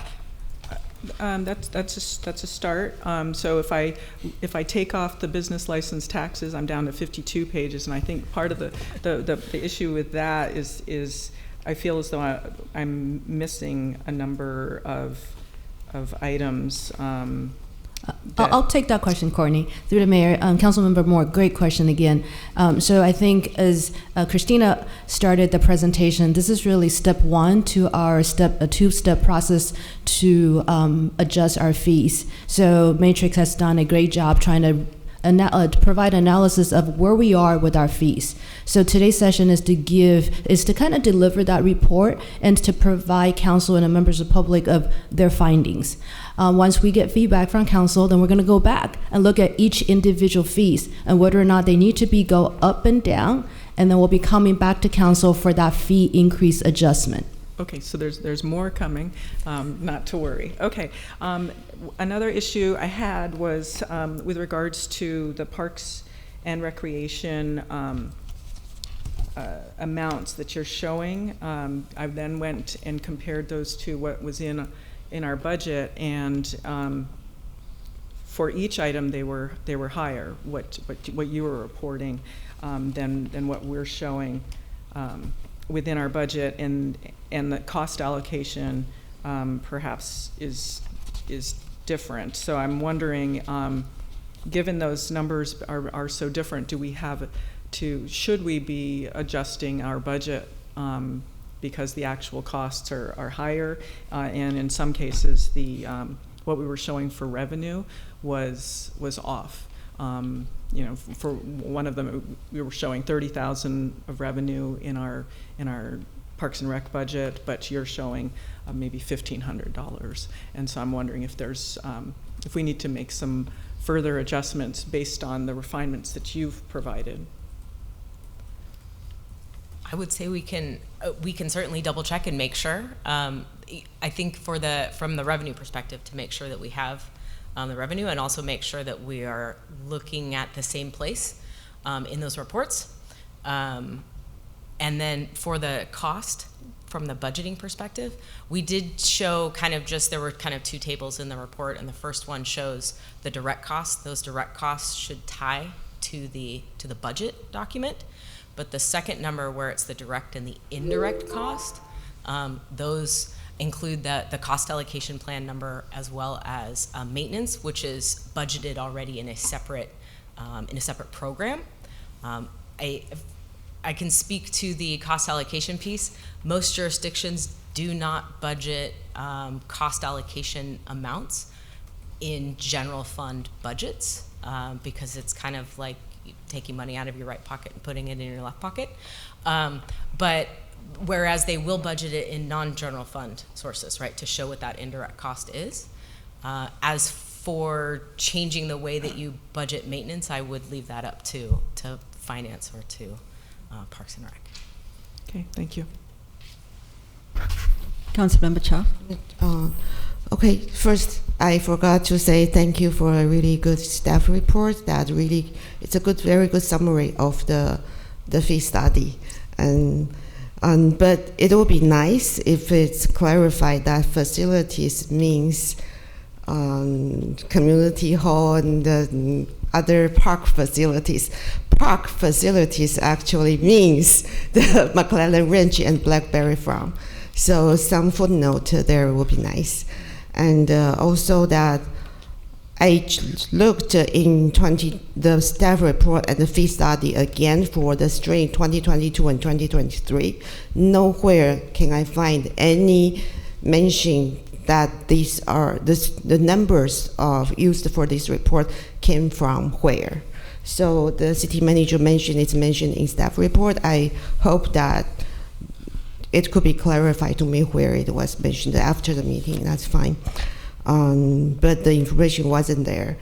And my question would be, we are proposing some new fees where we are not charging any fees.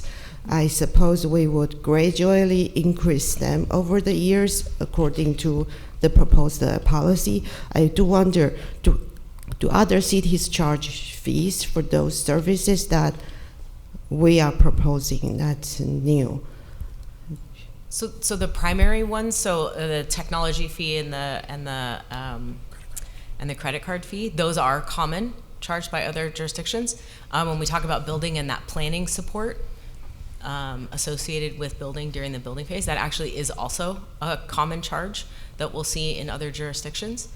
And it can be charged either as set flat fees or as percentage-based fees, but those do exist in other jurisdictions. But there are new fees that's $4,000, $10,000 for some of these. That wasn't there before, so I'm concerned about those larger amounts. I can go in and I'm happy to go in and to look specifically at what those are, and I if you'd like, I can give you a kind of an accounting of which ones appear in other jurisdictions. Is that, I assume that's what you're looking for? Yeah, that would be great. Thank you. Yeah. I had a question. You have indicated that there are these three areas: planning, building, and public works. And there was we were short of full cost, and there was a $700,000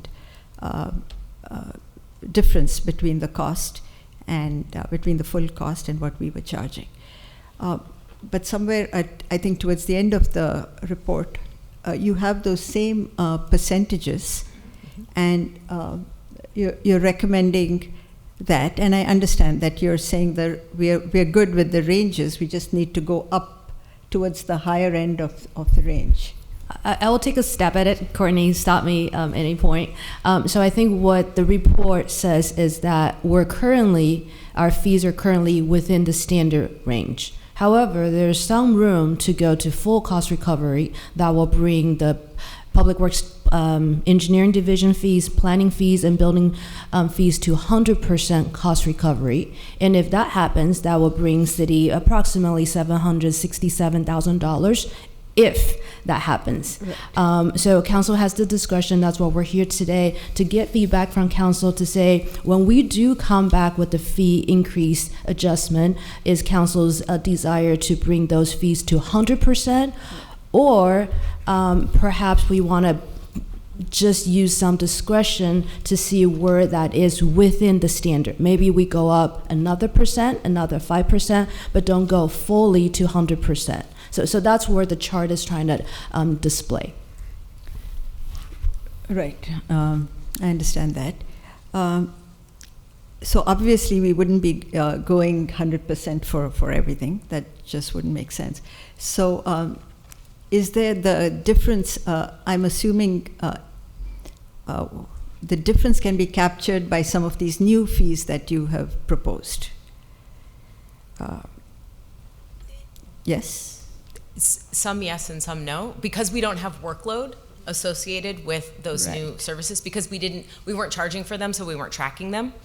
So we don't necessarily have workload, and that's what we use to predict potential annual revenue.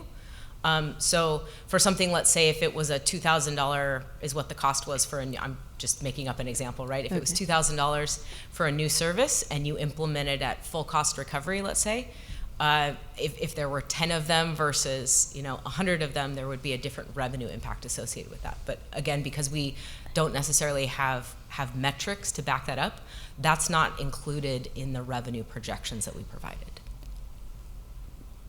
But if we did, and for example, I'm just looking at the crane lift, the total cost is $1,400. But we don't know how many people or what's the usage of the crane lift is. We don't. A building could probably give an estimate for that, but we don't have anything concrete that we would have been able to say you could expect to see this many permits pulled. Correct. Except if we are using that information to develop our budget, how would this information be used for something like that? I think the way that you would use it would be providing a conservative estimate for the revenue that you could generate based on the workload that you've seen. Okay. So with new permits and new services, there's always going to be a fluctuation. So where we might have seen 100 permits last year, you might only see 90 next year, or you could end up seeing 200 in the following year. But I think this would give you a good conservative estimate for the revenue that you're likely to generate based on whatever amounts you set for the fees. Okay, so just getting back to the example of the crane lift. So we would have some information about how much the crane lift was used in past years? I don't know that it would be how much it was used. Like I said, I'd have to defer to building to know about it, because we didn't track, because it's not tracked. It's not something that they logged in a system that we can pull. Okay. But they would probably be able to give you a good estimate for the number of times that would likely be issued. Okay, thank you. Mm-hmm. Any other questions from us? I'm out of time. Comments and we'll come back. Mayor, I believe Councilmember Way has about 2.5 minutes. Everybody else is out of time unless you'd like to extend time. Okay. All right. We can get back to you, Councilmember Way. Okay, let's go to public comments. Any comments on this item, the fee cost study? Yes, Mayor. So far, I have 2 speaker cards to speak in Community Hall. One from Peggy Griffin and one from Jennifer Griffin. And I see one hand raised on Zoom. Once again, if you'd like to comment on this item, please have your hand raised or your speaker card submitted in the next 9 minutes. Welcome, Peggy.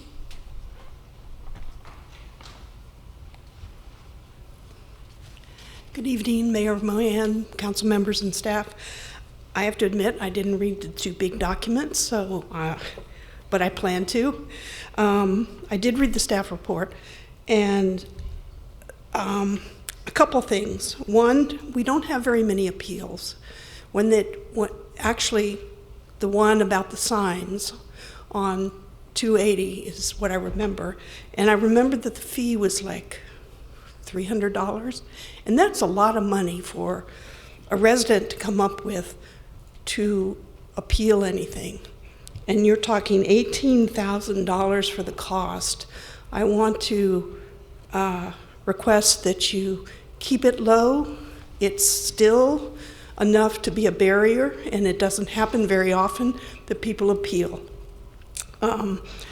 Facilities, the rate, cost recovery is 25%, but some organizations, Senior Center gets $17,000 write-off, and others have to pay.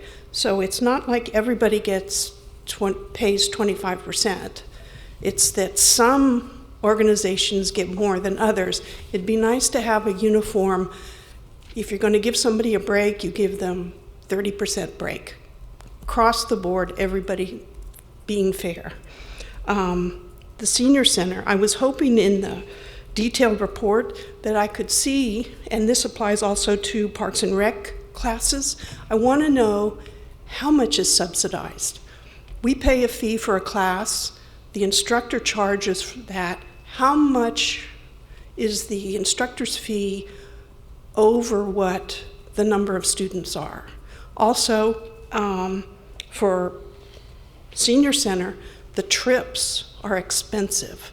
I look at accounts payables every month, and the bus fees are enormous. So how much of these trips are being subsidized? You need to decide kind of by group how much you want to subsidize. You can't just say Senior Center 25%. Look at the individual groups, because some benefit the group, more people, more seniors than others. The Sports Center, someone suggested, I think it was San R, suggested looking at the lifetime contract. The city doesn't get 65% of the fees. And Blackberry Farm, Don Halsey has spoken many, many times about the golf course fees are too low respective to other cities. And I have many friends outside Cupertino that come to Cupertino because our fees are so low. Thank you. Thank you, Peggy. Next, we have Jennifer Griffin. Welcome, Jennifer. And then we will move to our Zoom speakers. Hi, I'm Jennifer Griffin. That last comment about the golfing, my father-in-law, who passed away about 6-7 years ago, he used to go to the Sunnyvale golf course at 4 o'clock in the morning, so he would have very, very low golf fees. But it was a nice memory. And the Pebble Beach got washed out this weekend, the Pro-Am. This was a very, very good presentation. I remember the reports in 2015. I was here. I think that's probably the second or third time that I have sat through the city going through analyzing fees, etc. And I liked your remark about that the city can't make a profit. We are a nonprofit, I guess. I understand that. So a couple of things. I'll just start out with a quote. My husband said, "The city may as well shut down if they cannot maintain their trees and maintain their sidewalks." He said this for quite a long time. He said that the city has to be on its last legs before they take down the trees and the sidewalks. I think that our public works does a fantastic job. Tree support is excellent, and our sidewalks are pristine. I want things to stay the way they are. In that situation, I think that, as Mr. Bona said, we could probably pop the TOT up a tiny bit. He has a lot of hotel experience. So if we could, I know that that brings in a great deal of revenue. Our hotels run $250 to $300 per night in Cupertino. And I think that we might want to look at that. One other thing that I have been following with the housing element, again, when you get your certification, the housing element wants to, and I wrote it down here, they want to suppress the building fees for builders. This is part of the housing element. It's ongoing, every city, et cetera, et cetera. So as we're going along seeking certification, which we have not gotten yet, I don't want the city to lose money by kowtowing to what the housing element says and saying that we have to suppress our building costs. The state has been aggressively bad to both Cupertino and Apple. They're being mean to Cupertino and Apple for some reason. They want to heckle us, and I don't want Cupertino to lose the revenue. Thank you, Jennifer. From the housing element. Thank you. And we have two hands raised requesting to speak virtually, San R. and Tessa Parrish. Welcome, San. Good evening, Mayor Sheila and City Council. I find it interesting that the entire discussion has focused on raising fees. I'd like to remind you that the cost recovery ratio has another component to it, which is the cost itself. And I hope that council members will spend an equal amount of your energy, if not more, on improving the cost recovery ratio by reducing the costs that are allocated so that the revenues that you generate today can cover a higher percentage of the costs. Let me give you a few specific examples. If I look at the costs that are allocated today, it is 19.5 million for the summary table in the study document. And if I look at those costs broken out across these different providers or service departments, the city manager's office is 2.3 million out of nearly 20 million. Over 10% is costs allocated for the city manager's office. Likewise, when I look at application support for IT, that's over 10%. When I look at the combination of public works and CIP administration, that's well over 10%. As we look through this costs that are being allocated, we need to look at how we take costs out to improve cost recovery. Raising fees is not the answer. Burdening residents is not the answer. Let's take costs out of the system. I can tell you that in the workplace, you can only raise revenue so much.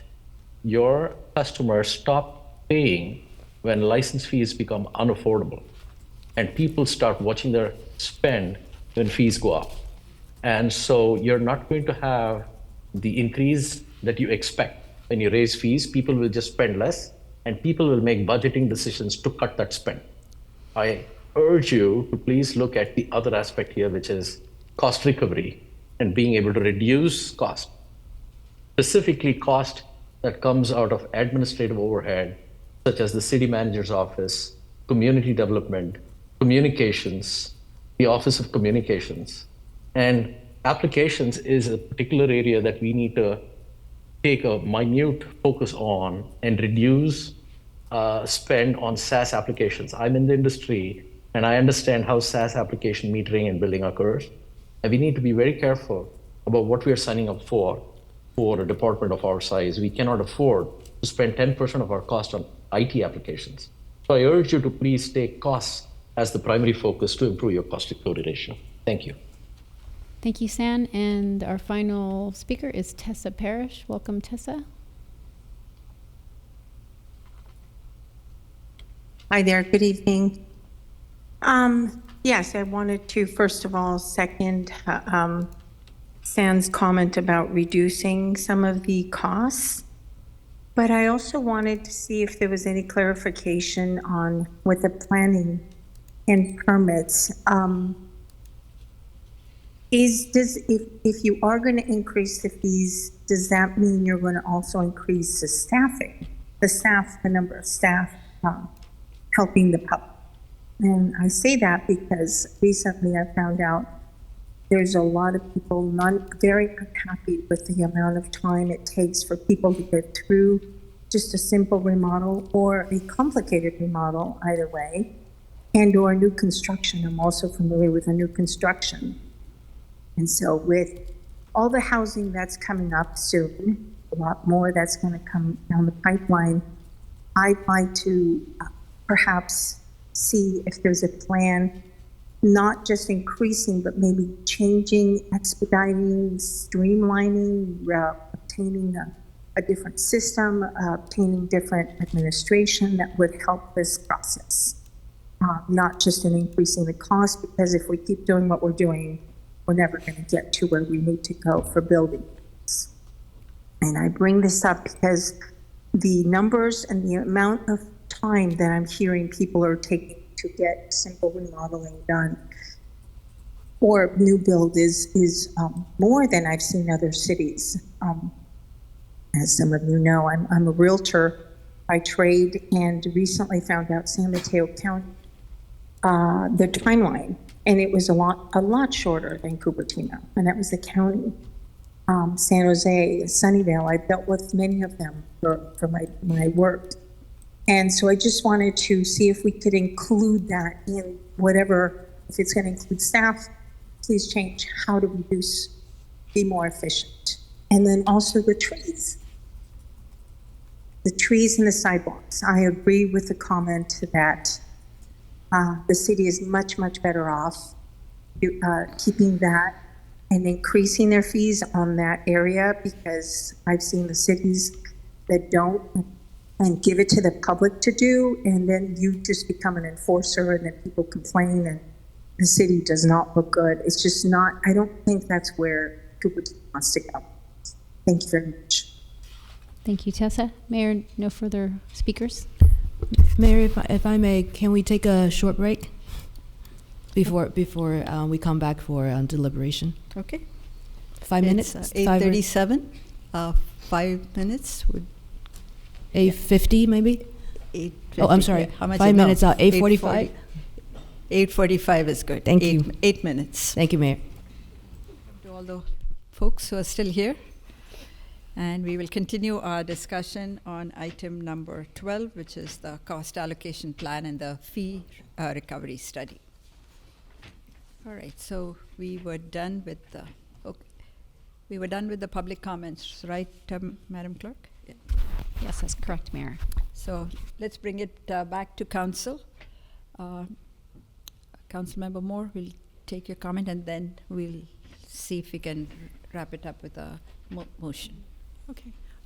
Thank you. So I was looking at, as you know, the schedules A through E, and under Schedule E, they do have the recreation class and excursion fees, how that's to be determined, and there's like a methodology.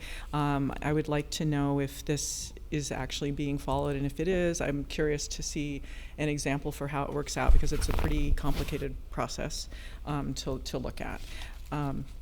And there was the example of like a hot water heater, and I had wanted to see about encouraging greenhouse gas reducing improvements. And when I looked at the way the fees were arranged, I couldn't really parse out that, because the way it's set up now is that it doesn't matter if you're installing a gas hot water heater or an electric hot water heater. It's the same fee. So I don't know if anyone's had a chance to think about that, if that's something that that we are interested in doing to encourage greenhouse gas reducing improvements to people's homes, and then if we are, is there a way that we can add that in that's not too complicated, but to add that in to incentivize individuals? And I'm just keep going through my list. I would like to see the units for the fees in the online schedules. They'll show us the units. We just have the costs. So I'd like to see that next layer. And I would like, when it comes back, to see more information correlating the schedules A through E for what you're thinking about with regards to regrouping, so that I can follow through and work back a little more easily, because I know you're going to be bringing back even more fees in the next round. Also, if there could be some more definitions, like handbills. Not really sure what some of these items are. That you can probably figure out which would be most confusing, or I can just send in a list saying, I'd like to understand what this is actually talking about. And then if you could check in on the Parks and Recreation budget with regards to cost allocation and the general fund being a source or not. And lastly, I really like the idea of encouraging compliance and not dissuading people from appealing and doing things like that. I think those are good overarching principles. So I really appreciate that that was added in, and it helped provide kind of a guidepost for us moving forward. So that is my list for now. Okay. Thank you. Councilmember Chow? I think there was a question about the senior center cost for the classes and trips. So are we subsidizing those, or are they fully cost recovery? Christina, I know that question was answered in the supplemental or during the prep session. Do you want to elaborate? Thank you. Yeah, that question, thank you for the question. It did come up during our service level reduction discussion. It was actually included in the supplemental for the service level reduction that both the trips and the classes do cost recover their cost related to that. I think preschool was the other one that was in there as well that we did answer. They do cost recover. So the senior center that's covered in the fee study, does that include those services or programs, or it's separate? Because the senior center right now, it shows 15% cost recovery, as I remember. So the cost recovery for the senior center is the senior center as a whole, so it would include the cost recovery associated with those trips. So that's those trips the revenue, are included. Right, so the revenue for those trips, which offsets the expenditures, is included in both of those.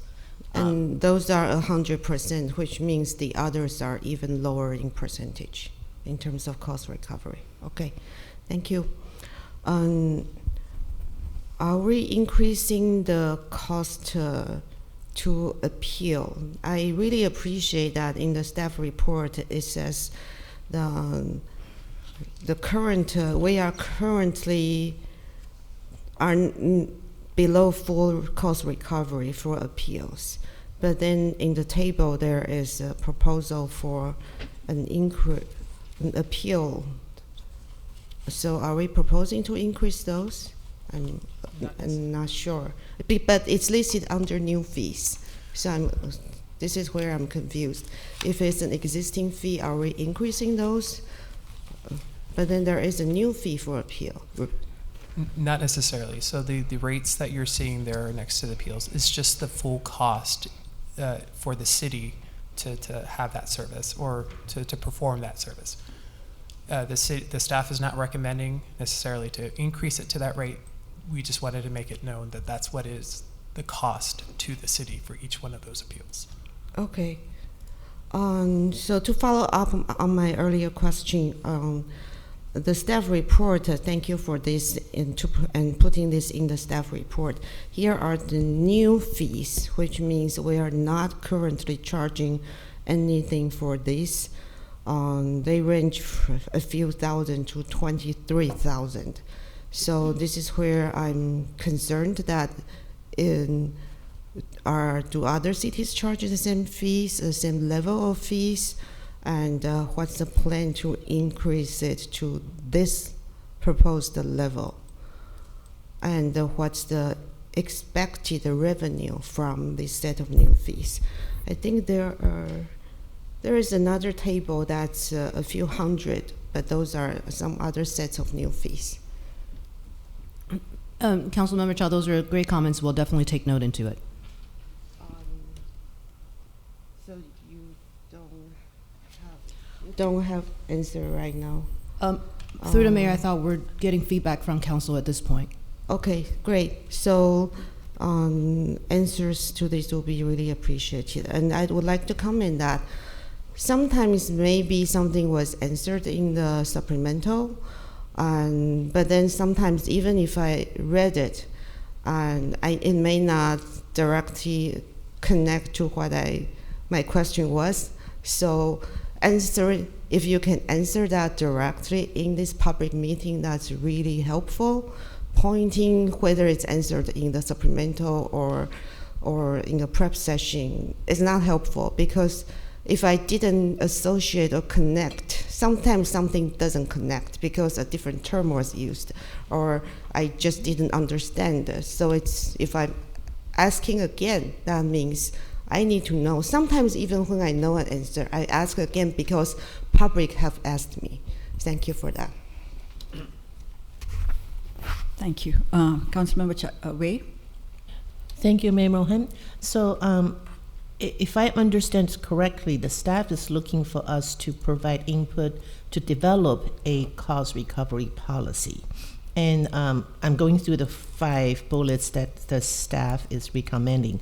Comprehensive fee study every 7 years. I thought that's a very good year. 2015 to now is about 8 years, so we're doing the right thing. So that would, I think the staff is recommending keeping it. Cost recovery target ranges. So I do like these ranges, but I have one question on park and recreation. It's not in here. Is that general or recreation, or where does it go? I'm sorry. Yeah, the park and recreation, we have at 55% right now. I don't see a recommendation here. So that would be getting back to that 5th bullet point. It's following resolution 04-35. Right. Giving the, So it's market. So it'd be market driven, yes. Okay. I really also, my added recommendation would be to keep our park and recreation, because it service our residents at not as high, at highest as 55% or 60%, not real high, because we get tax from our residents. I think a lot of the revenues could go serve our residents, and in park and recreation is very important for our. So I would add that recommendation to it. Okay, the annual fee increase mechanism, I think that's okay. And phasing period, absolutely, okay. So I'm just talking to a couple of residents out there. If we're gonna face some increase in park and recreation fees like the sports center, we should really phase it in so that people are prepared for it, and maybe offer scholarships or student rates or senior rates in different rates. So just consider that, okay? And yes, I'm okay with the resolution number 04350. I understand that all the classes, they had to be adjusted, maybe monthly or according to how many people sign up. Do you want to add a class or delete a class? And you just can come to the council and get approvals for, there's a timing. So I'm okay with all the rest, just a couple recommendations.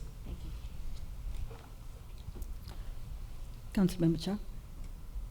So for the recreation fees, I would like to know what's the difference between resident fees and non-resident fees, because I think the percentage is different for different for sports center, different for senior center, different for recreation classes. I didn't find them in the fee study. So if we could have that, and maybe we could have, the policy could cover a range for, because if we want to recover costs, maybe we want to keep it low for the residents. But I know we have popular programs saying senior center and sports center, many non-residents would like to use. Then we probably should be recovering costs for those. And so to know the difference, that would be great. And in order to provide direction, I think I do want to know for these proposed new fees, what other cities charge, and what's projected revenue for these fees. Some of these are from 0 to 23,000, so I need to have more information on those. Thank you. Councilmember Fruin? So generally, I echo Councilmember Wei's commentary in terms of supporting the general direction that staff is headed here. I just wanted to throw back up slide 7 from the presentation.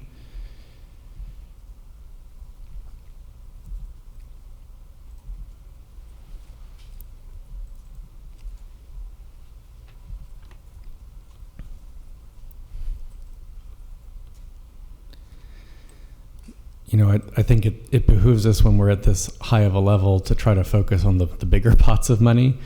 This is a pretty big difference. And I think that to the extent that we can at least cut this in half, that would be excellent. It seems like that's the direction that we're headed. I will also echo some of the sentiments that were expressed by Councilmember Moore in terms of trying to bias some of that in favor of our other policy objectives. So when we're looking at things like, you know, water heater permit and so forth, if we're able to keep it lower for things like a heat pump versus something that is gas powered, that would be a good idea. And to pick up a little bit on where Councilmember Chow was, again, with regard to Parks and Rec fees, to the extent that we can ensure that we're subsidizing residents more frequently than non-residents, I think that would be valuable. If I can go first and then. Sure. My comments were, since at the end of this fee study, we do want to see additional revenues. And you know, you laid out the different ways we can do it. So we, hearing all the comments, the category in the planning and public works engineering building where the deficit, not the deficit, but the difference between the revenue and the cost is about 700,000. My position on that would be use the information you have, and the ranges you have provided are sort of with somewhat similar. So just go up a percentage or a couple of percentage points to get to closer to 100%. Definitely we won't get to 100%. Use that as one component. Use the information you can comfortably arrive at for the new fees, keeping in mind that we don't have a whole lot of information in terms of prior track record for any of these fees. So if you could use that, a combination of increasing these three, the fees in these three areas, and then the parks and rec fees have not been discussed in detail today, and that is market driven. So if you could come back with the fees relative to our neighboring cities, that would give us some confidence that it is, you know, market driven. And between these three different components, I'm hoping that we will see a significant revenue uptick. That's it for now, and Councilmember Chow. So my earlier question regarding the fees for appeal, I didn't think it was answered, so I'm still confused. So there is existing fee to apply to appeal. Is that, so that's not going to increase, right? I'll take that question. So but there is the proposed new appeal fee. I'll take that question, and we're not proposing any fee increase today. Mm-hmm. So what the study shows is the true cost to cover for the labor, if you will, for that application. So currently we charge a flat fee for any appeal that goes to either Planning Commission or City Council, which is around $300 or so.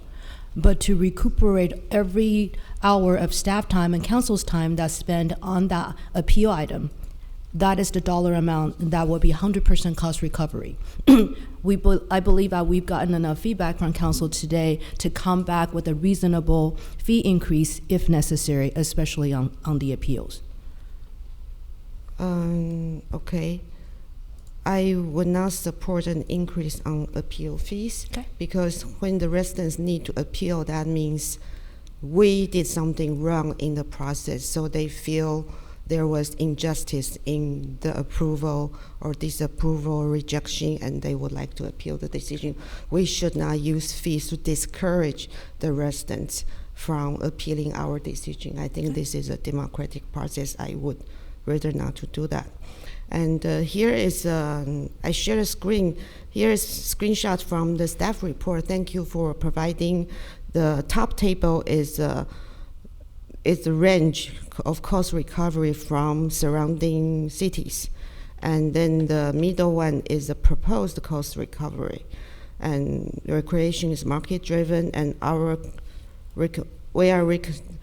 what's recommended in our current level Thank you for the really nice chart in the staff report. Also, it actually shows we are already at the top range of cost recovery compared with, I think, other cities. So I would not try to go for full cost recovery. I think we do want to be reasonable. But like one of the speakers said, maybe we should focus more on cost reduction. Is there a way we can reduce our cost of providing services rather than focusing on let's recover all the cost? And that might be another way to think about this. Thank you. Thank you, Councilmember Chow. Councilmember Moore, and then we should wrap up this discussion. Okay. Thank you. And going back to the Parks and Recreation budget amounts, perhaps I can ask some of my other questions offline, or have a meeting to understand the differences between the revenue, because I'm kind of spot checking some other ones. I'm showing the senior center from the budget 240,000 here. In this staff report, it's showing it at 70,000. Youth Teen Recreation, 1.3 million in the budget, 854,000 here. So I'd like to understand the differences between this table and what we're seeing in the budget, and then moving ahead, do we need to perhaps make some adjustments in the budget moving forward? And that's it. Thank you.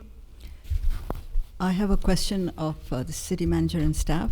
Do you feel you have enough direction to proceed on the fee recovery study? We do. Thank you, Mayor Mohan. Okay. I'm happy to make a motion. Do we need a motion? We don't need a motion. No, we don't.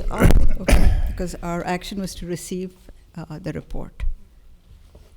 So are we done? Okay, great. That concludes the discussion on item number 12. Thank you, Jonathan. Thank you, Court.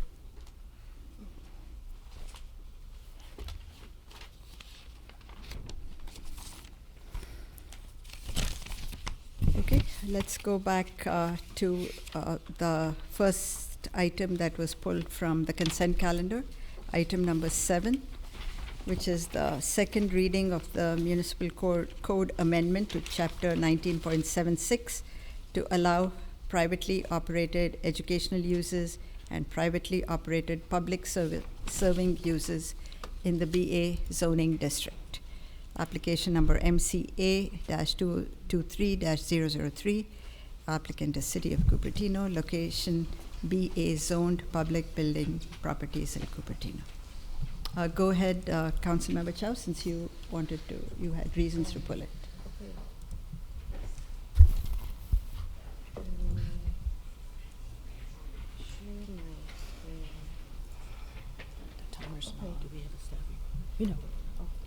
Okay, thank you. First of all, I kind of feel guilty for pulling two consent agenda items that I both second reading, but then I realized that the second reading has never been on consent agenda until 2023. I looked it up on October 18th. Here's an example, consent calendar, and then second reading follows. Because by law, the city clerk is supposed to conduct the second reading of the ordinance.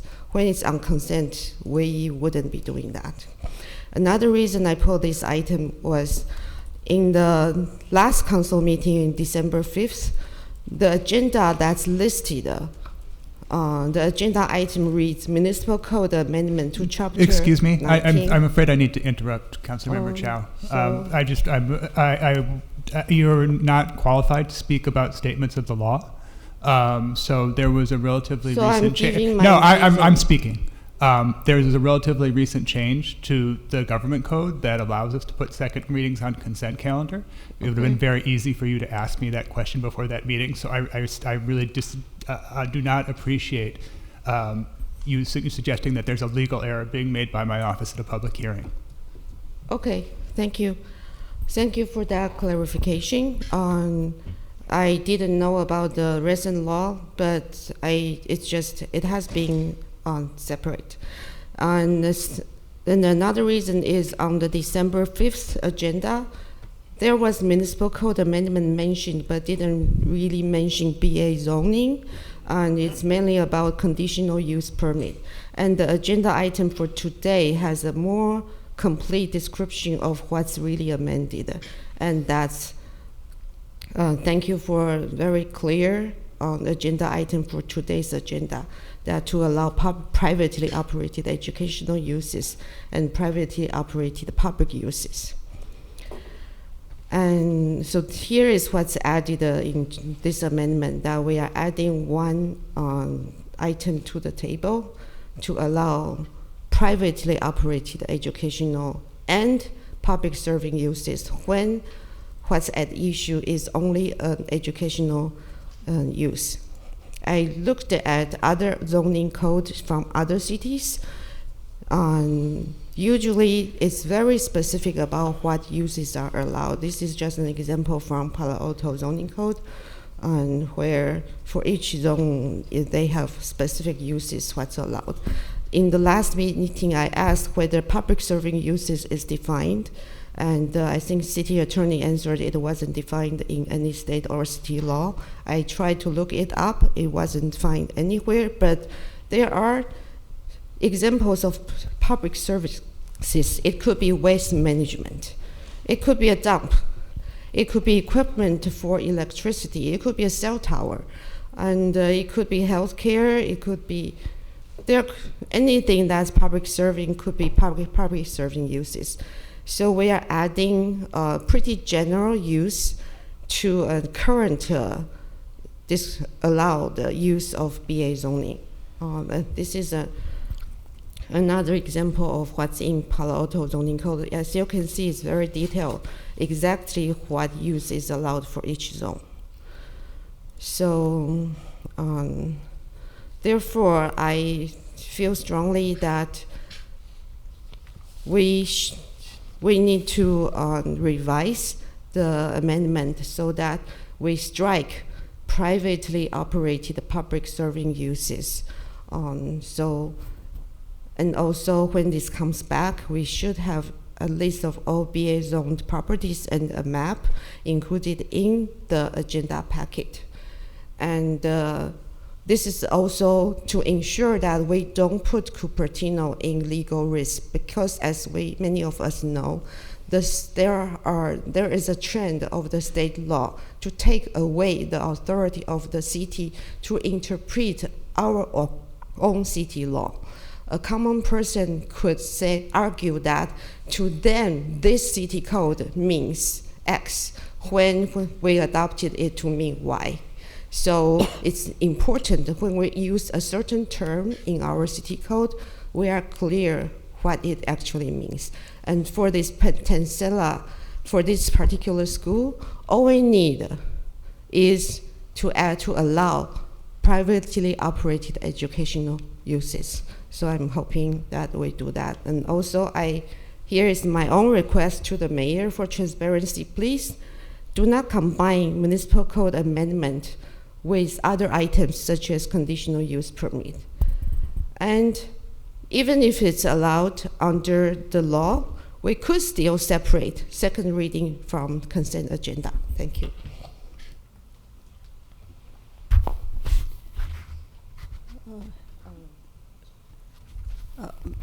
Let me make a comment. There was no difference between what we had said in the first reading and the second reading, right? And I know you wanted that privately operated public serving uses to be struck, but that was not what the council approved on December 5th. So that would mean we need to bring this item back for another first reading, I believe. If we decide that the second reading is not following the first reading, let me defer to the city attorney. Yeah, I don't want to speak for her, but I don't believe Councilmember Chow is arguing that the second reading is not consistent with the ordinance that's adopted. What she is suggesting is that council should change its mind and bring the ordinance back for a first reading, which is within council's discretion to do. Okay. I would add that council did make the decision in December for the use permit in conjunction with the first reading approval. So by bringing it, and Chris is completely right, by bringing it back the first reading, we would bring back the conditional use permit for council reconsideration as well. Okay, so am I right in assuming then if we made any changes that or any discussions about any of this should have been made in December 5th and not at this point? I mean, so again, it's within council's discretion to decide to adopt the second reading or not. So certainly council can decide not to adopt the ordinance. I mean, but this is the same ordinance that was considered on December 5th. Okay. Go ahead, Councilmember Wei. Thank you, Mayor Mohan. So my question is for staff. When this, we receive a lot of emails, and I think there is a lot of misconception of what this is doing. So my question for staff is this going to allow the school to sell their sites for development? Through the mayor, if I may. So no. So this is a rezoning of a property for a public agency such as a school or the city or any public agency to dispose of property. There are numerous state laws that outlined a transparent process. If council remembers that we brought the burn property to your consideration subject to the Surplus Land Act. We're going through rounds and rounds of public review before that property could be potentially up for sale for a new owner. And then whichever entitlement the new property owner is considering, they will be coming back to the city for appropriate entitlement review. And what we're doing is not disposing any of the BA sites for any purchase of a privately used. So what's really doing is to clarify in the BA zoning that if another private school in the future that wants to occupy in a BA zone, they would be subject to a conditional use permit for the Planning Commission to review, and the Planning Commission will have to make the findings stipulated in our code before they can either approve or deny that conditional use permit. Right now, our text amendment, our text in our zoning code isn't as clear as we are hoping to be. And that is really the intent for December's zoning code amendment proposal. So if I understood correctly, when Tessellations signed a contract with CUSD, they did not know or they did not think they should get a use permit because our muni code did not specifically say that. So is that what actually happened? Yes. Okay, so the other thing I understood on the December 5th meeting is that with this amendment, with this code, muni code amendment, that eventually, if anything happens with public land that some private use is going to use it, they would have to go through the conditional permit. That would go through Planning Commission. It's not one of the emails I received that our Director of Public Works or Director of Community Development can just approve it. Is that a misconception? Can you explain that a little further? Sure. As much as I love Ben, but I don't believe Ben has that authority just to make the magic happen. So what the staff report does allude to is when there is ambiguity in terms of a land use, the community development director has the discretion to identify or to interpret what that use qualifies. So for instance, in the future, maybe there will be another private school-like entity coming to us for a entitlement.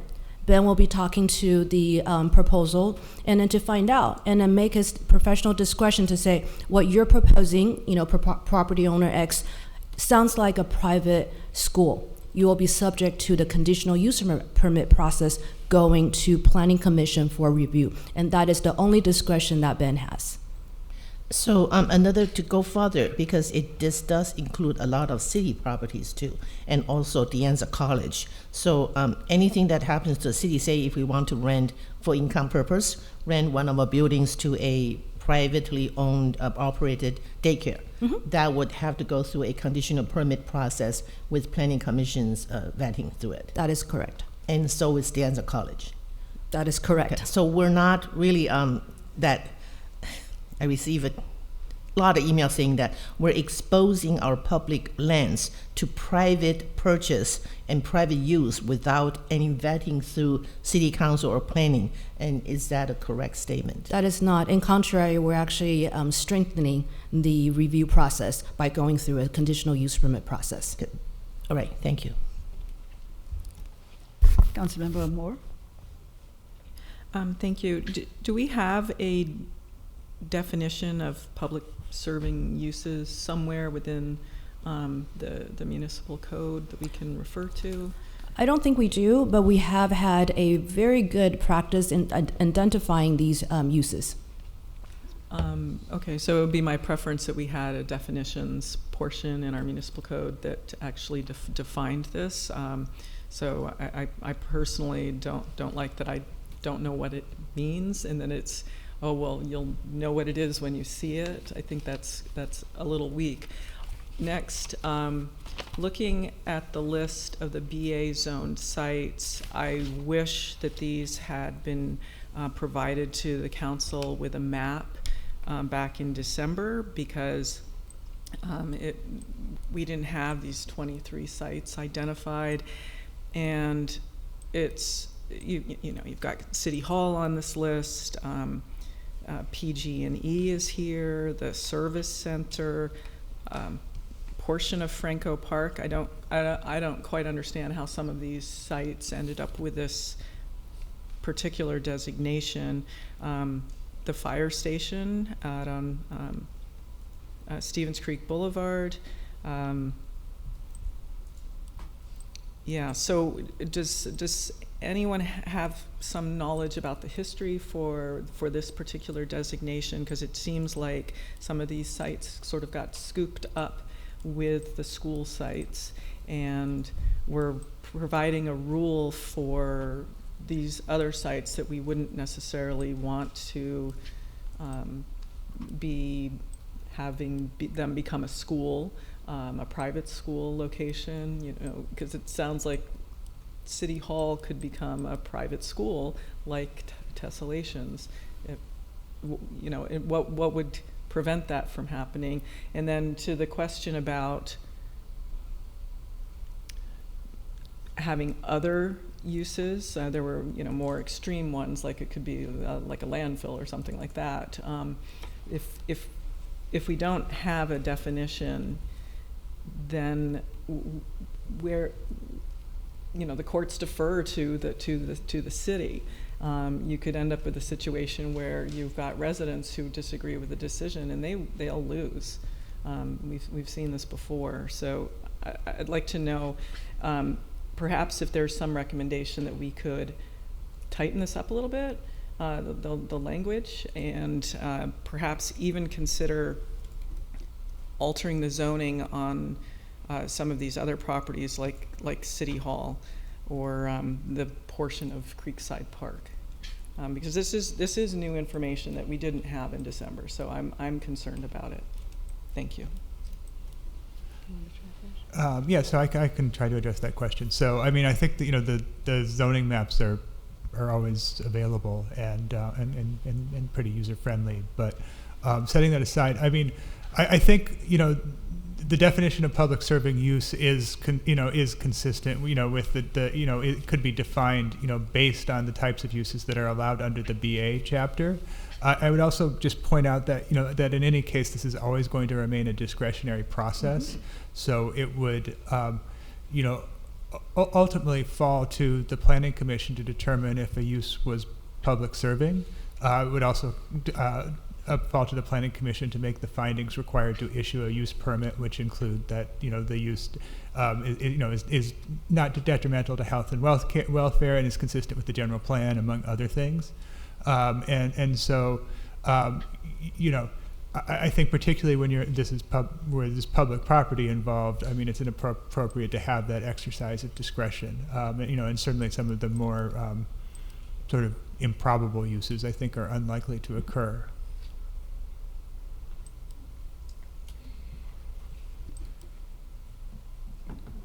Councilmember Freud. So to clarify part of Councilmember Moore's concern, would a future update to the definition be something that you would be open to? Absolutely. Okay, all right. No, I can understand the concern, and then just for the sake of clarification, even if a conditional use permit were approved or denied by the Planning Commission, it would still be appealable to the City Council, yes? That's correct. Yeah. So it's not even the final way station. There would be plenty of public process in that we would hear from folks, one would expect.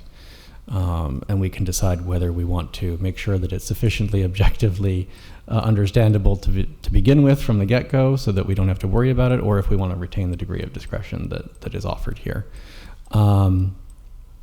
Just as a by way of hypothetical, if we did not have this in place right now, if, say, CUSD wanted to change the tenant at one of its existing privately operated sites like Nan Allen, it would have to go, it wouldn't really have a path forward, right? Right. I would say historically, I mean, we've used the same path forward, at least in the distant past, but it wasn't really accurately reflected in the code. So in a sense, we are codifying something that was essentially an administratively adopted practice as a workaround for that absence in the code. I would say that, the by far the highest likelihood event in which this new provision would be used is surplus school district property that is difficult to dispose of under state law and difficult to redevelop for many reasons, and so this provides a path forward for actually using that property, allowing the school districts to generate revenue, which supports the students, many of whom are Cupertino residents, and it means that those properties are not sitting vacant and unused when they're no longer needed by the school district, which is unfortunately something that has occurred and is probably likely to recur given continued trends in enrollment in our school districts. Thank you. I really appreciate that explanation. It strikes me that when the lease agreement moved forward initially with tessellations at the Regnart Elementary location, that there was a lot of confusion in the public as to what was happening and why it was happening, and even in the school district, if there's a clear process for what's supposed to occur, then we should be favoring that, and I don't think that we do the public in particular, and also our school district partners, any favors by creating a lack of clarity or by going back on what we decided in December. But I'm certainly open to us examining in the future a clearer definition, just so that there is a more obvious expectation on the part of all parties. Councilmember Chow. Yeah, thank you.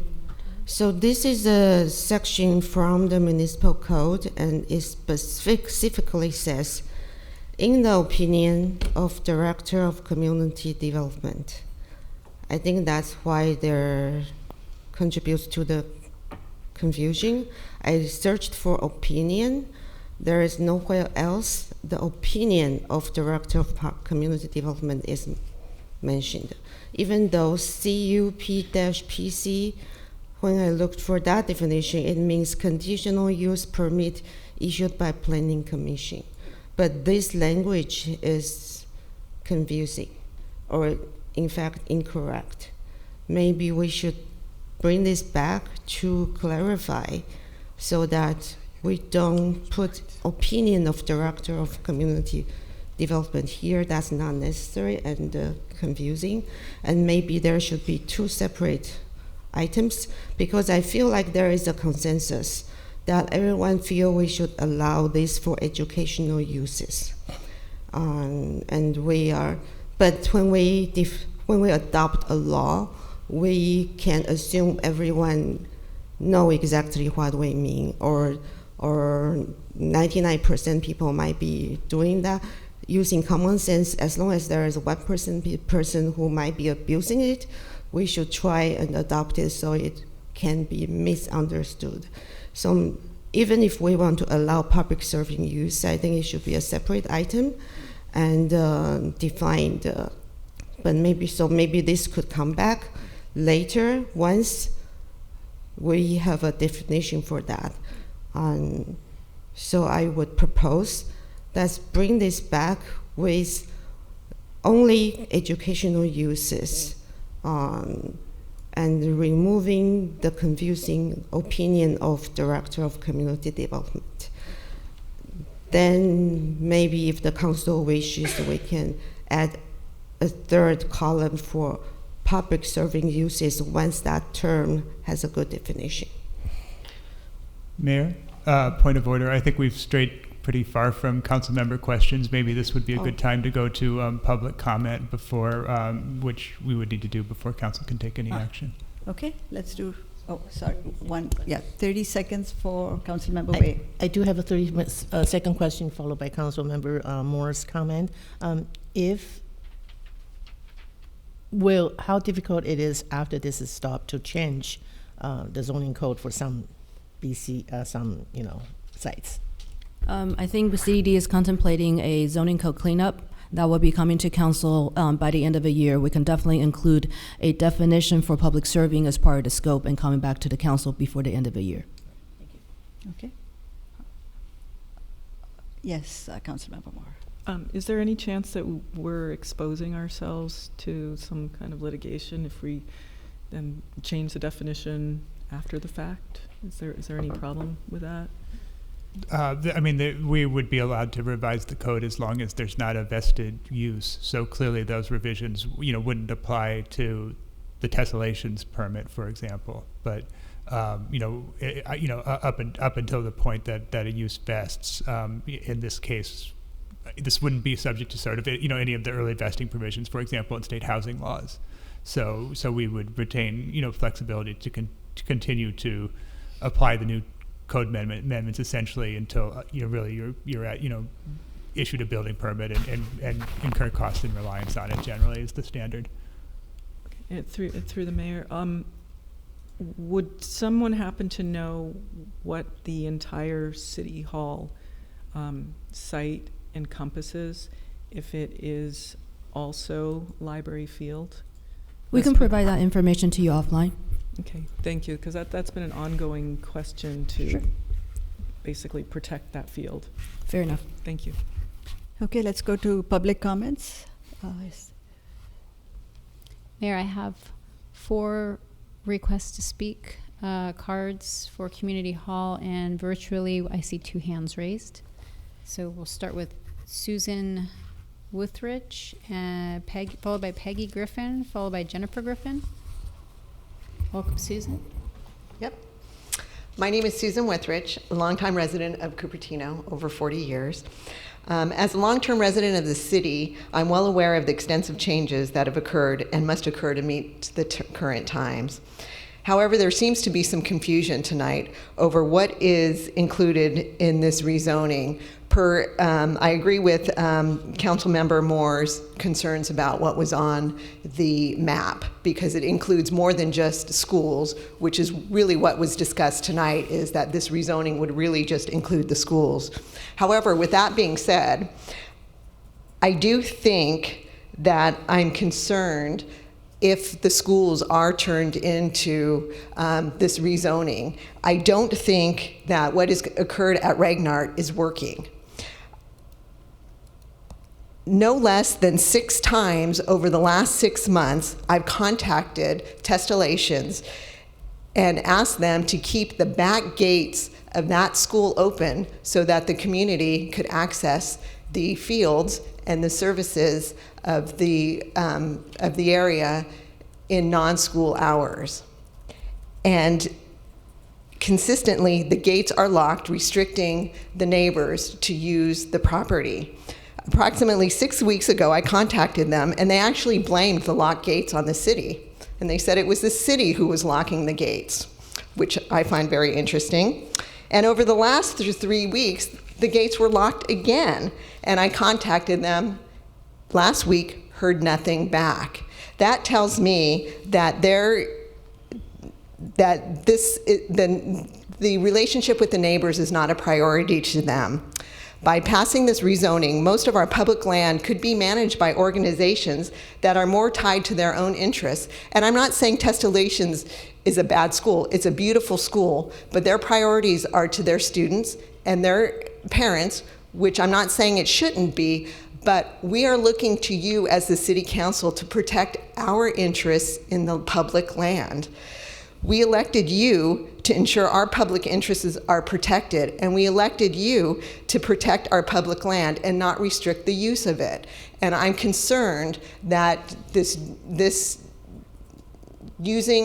turning over public land to private members, to private organizations, they're going to prioritize their own interests over the interests of the neighbors and the residents of the city. And I look to you, and everybody in the city looks to you guys to protect our interests. And that's what I'm asking you to do, is to make sure that our interests are protected when these things happen.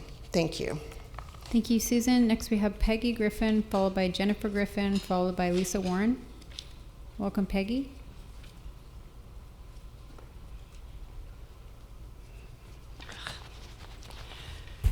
Good evening, Mayor Mohan, council members and staff.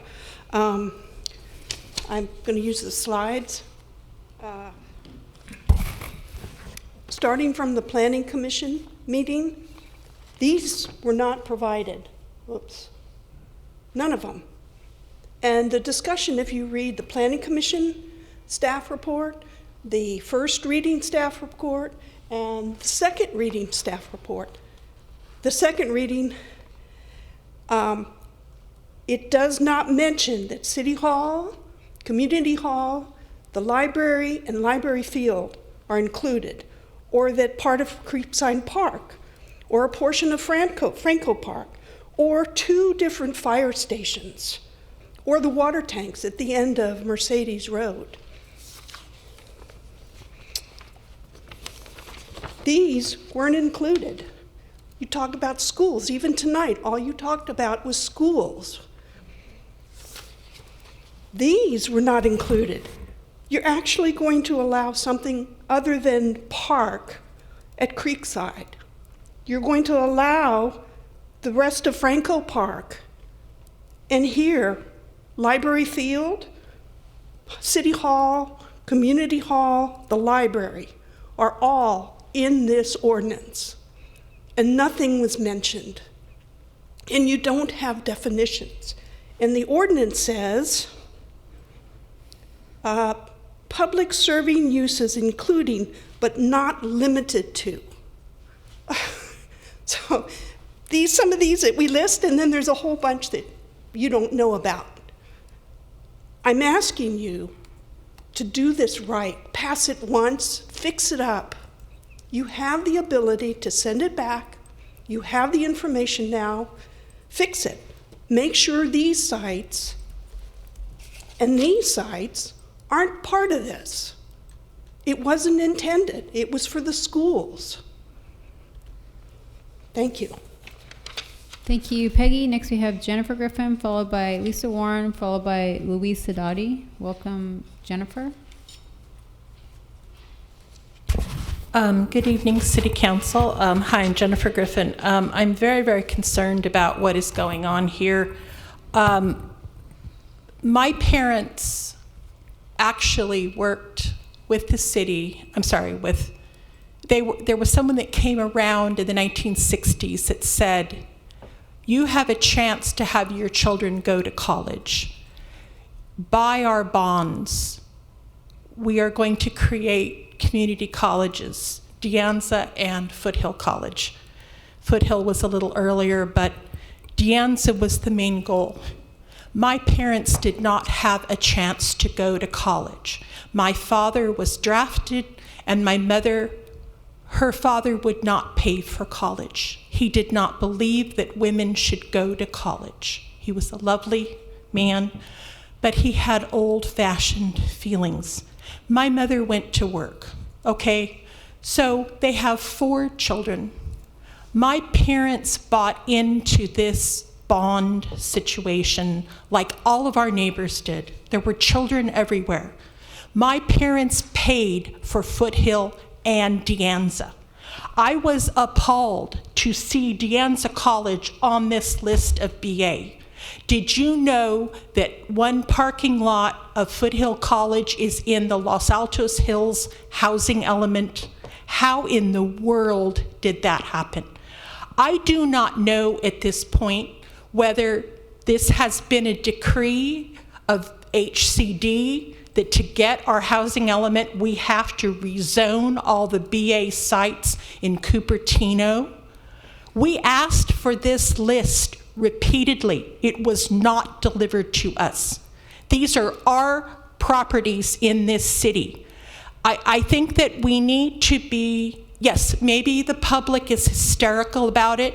I am incensed. I am appalled. There's 112 acres of flat land at De Anza College, and you can imagine what the market value of that is. I don't want the state to get it. It doesn't belong to HCD. My parents spent their good money to buy it. So if we're going to do this, we need to do it right, as Peggy said. We need to clean it up, not be messy. We are a city that is brilliant. We just gave out STEM awards. We can do better than this. But I really think that we need to make sure that we don't have things like our community colleges like sloshed around like this. Yes, they're worth a lot of money, but my parents own them. Thank you. Thank you, Jennifer. Next we have Lisa Warren, followed by Luis Sadadi. Welcome, Lisa. Thank you. And I hope you all heard Susan, whom I don't know, loud and clear. She has an example of a reason that this needs to be done really, really right. I watched with great frustration on December 5th when you discussed item 10, when Councilmember Chow had some excellent points and reasonable requests to improve the meat of the resolution that was initially approved. I'm further frustrated tonight because, again, you're not listening. She brought up the same things, was very eloquent in how she was saying it, although she wasn't treated that way, let's say. I'd like to hear and see added to this resolution, if it's going to stand, a better, actually not a better, a definition of public serving uses, and two, a very specific list of the identification of the city's current BA zone sites that comes from the city staff, not from a resident. It's ludicrous to put something like this in code when sites are not identified and descriptions are not solidified. I remember staff conceding that the current language was not clear yet that didn't matter. It didn't seem to be of concern, and again, that happened tonight. Staff's responses felt like then and feel like now that they're saying, we don't want to, not we can't. You can make these changes to make this appropriate. You don't want to. And there's a problem with that, a huge problem. The only example it's brought up before, the city manager and other staff has given tonight at least, was another private school. That is not what this language currently you are looking at says. The public who owns these properties often disagrees with the discretion of the Planning Commission or the City Council, who, by the way, chooses the commissioners. So for the hands of the public to be tied and only the discretion of this body or Planning Commission is not sufficient in protecting the land that we own. City Attorney this evening said something about allowing for changes in state law. Well, for God's sakes, Thank you, we know Lisa. state law Time has changes expired. constantly. You need to protect us. Our final speaker is Louise Sadati.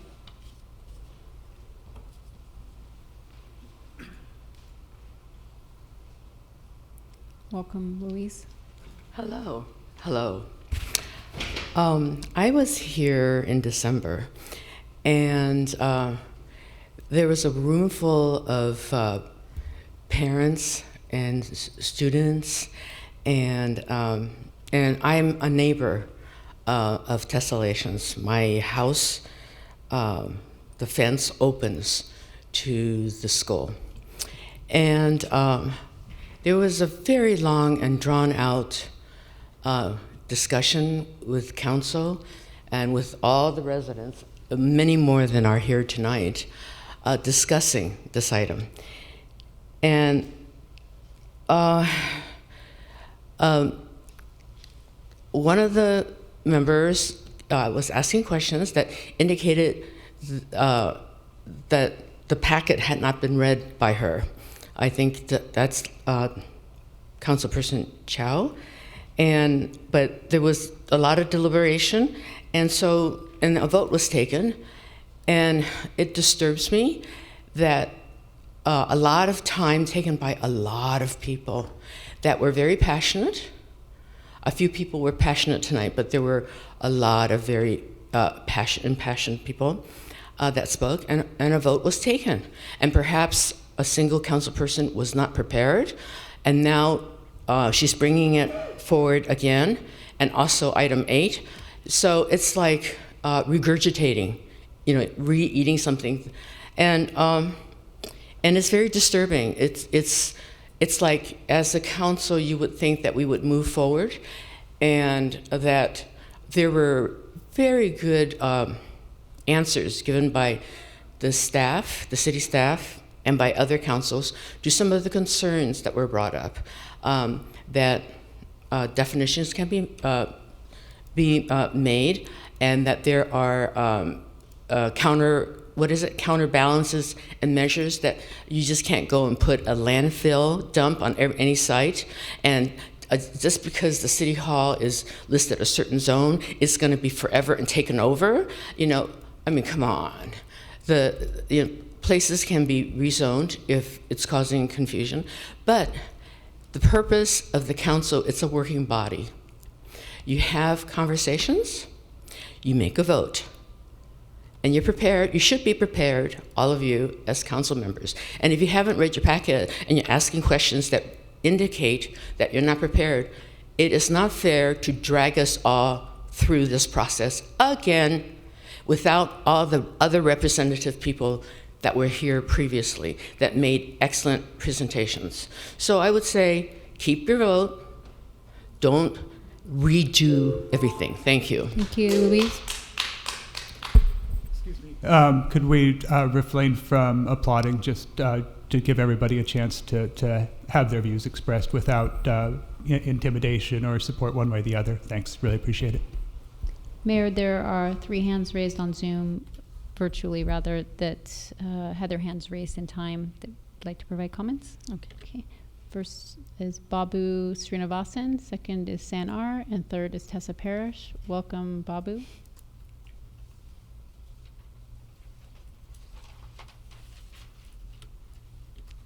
Hey, thanks again. I do remember talking on the tessellations use permit, and I hear the answer. The thing is, the city council was not aware that Cupertino Union School District had an agreement with tessellations, and tessellations, in his own words, acknowledged that he didn't have that legal permit to operate or get that use permit on time, and he has violated the law. And his other institute was also having violation. Everything under oath, and people were just dumb witness to it. And I did ask a question, what is the revenue for the city of Cupertino? And unfortunately, or whatever it is, we, I suppose, said it's a $0 to Cupertino. I do think I am talking in Cupertino City Council meeting, which is for the Cupertino residents. and they are the ones elected to operate in the interest of the Cupertino city people and not for anybody else, which brings in a lot of assumptions and even ethical things. And if on top, anything if you have done it wrong, it's not two wrong things correct a wrong thing. Making another wrong thing to correct a wrong thing is not the right answer. You should do the right thing, and if you cannot do it, at least not keep doing mistakes again and again.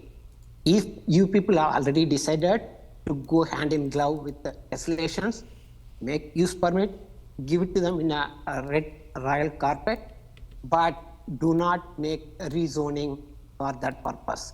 Limit the impact only to the minimum. Do not just keep redoing the words of rezoning just as a city council development or whoever is the one person and just take it for granted and make things hard for people of city of Cupertino. And I respect in every meeting, you people act with ethics for the city of Cupertino. And I do respect that, and I vouch for that. I do believe in it. Don't disengage with city of Cupertino and keep making, not even knowing that Monta Vista is going to be closed in the next 2 or 3 years, and people are just on the way to sell Cupertino and make this Cupertino city go without a pace. This is a nice city, and I'm not sure why Apple's revenue is going. And if we continue this, probably we will go bankrupt. I wish we take the right action at the right time in the interest of the people. That includes you also as a Cupertino resident. So I trust you and take the right decision. No hurry to. Thank you. Your time has expired, Babu. And next we have San R, followed by Tessa Parrish. Welcome, San. Good evening, Mayor Sheila and City Council. I would like to make an important distinction here. The zoning code exists for the protection of the property and the residents through the term of a potential council and a planning commission that may in fact have an affinity or a proclivity to change the allowed use of that property. In a council term where the majority council may be supportive of such a change and has appointed a majority planning commission that would follow their direction and desires, we have a situation where there are no checks and balances to prevent the change in allowed use of 372 acres of public land in Cupertino. That includes not just schools and not surplus property as was previously mentioned, but it includes Dianza College. It includes all fire stations. It includes City Hall, library, community hall, library fields, Creekside Park. And this list was never provided despite multiple asks by the public. And now we are told by the city manager that if you have to go back to the first reading, we need to do the conditional permit again for tessellations. The public sees through these kinds of things.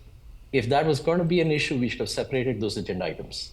We should not have combined tessellations conditional permit with this Mooney Code change. And now the excuse given is we'd have to rerun the conditional use permit. Let's do that. Let's do that because it was the choice of city staff to combine it. And now let's pay the penalty for that. I believe you have received tens, if not hundreds of mails from residents who see through what is happening here. The concern is not that there are checks and balances. The concern is when a council and commission is supportive of an alternate use agenda, there will be no more checks and balances. Where the zoning code today prevents that, a change in allowed use would no longer prevent that. And the language is loose. It says not limited to, and I don't know what not limited to means. And so I ask you, please do not ask leading questions that the public clearly sees what the intent of those questions are. You have overwhelming input from residents to reject this item. I ask council members to please, as the representatives of Cupertino residents, to please reject this item. We do not want 372 acres of Cupertino public lands to change allowed use. And everything that has been expressed today assumes that the council and the planning commission will do the right thing. However, we have seen repeatedly that when the interests of residents may not align, those may not be the outcomes. And so please do not make this change. Please reject this. Thank you, Sam. Your time has expired. Our final speaker with their hand raised in the 9-minute time limit is Tessa Parrish. Welcome, Tessa. Hi, and thank you again. First of all, sorry about that. I was still unmuted previously. But also, I wanted to point out that the purpose of the second reading is, in fact, to make any changes and reevaluate if you saw something in the first reading that needs to be changing. Also, when all of these other items and clarified privately used for public service, and it includes places like the fire department and whatnot, it really, even if this was your intention to protect the city with this, it looks like it doesn't, because it includes a lot more that was not disclosed previously, and it feels like we're being sideswiped. It feels like, what happened? Everyone should know about this and we don't know about it. It seems a little ambiguous, like the previous speakers have said, that there is too many things for interpretation. If it's a fire station, maybe it should speculate what you want, what it should go through, and it shouldn't just be at the discretion of the planning commission or the planning department, or the I'm drawing a blank here, but it should be a lot more defined. This is very ambiguous, and it cannot go through like this. It leaves it open for, like the previous speaker said, you have a council that is a majority and or a planning commission that feels a certain way. And no offense to anybody, but this is going to be for a long time. And if you look at what, say, public storage, it went through the permit, but there was hundreds of people that disagreed with that verdict, and that it did abide by the permit and the code, etc. And we still don't see eye to eye on that. So it would behoove you and everyone else if you were to please clean it up, define it, put schools separate and public library and fire stations separately, etc. I know it feels like a big burden. It feels like a lot, but that is why the second reading, and it's true. I remember when the first was read in December, why were those two items combined? That almost felt like it felt manipulated. It felt wrong. So please do the right thing and go back, clean it up. And if you need to it's an administrative for the school to go through the process again. They're not going to lose it. It's just administrative. Thank you. That concludes the request to speak, Mayor. Okay, we'll go for some final comments. Councilmember Moore.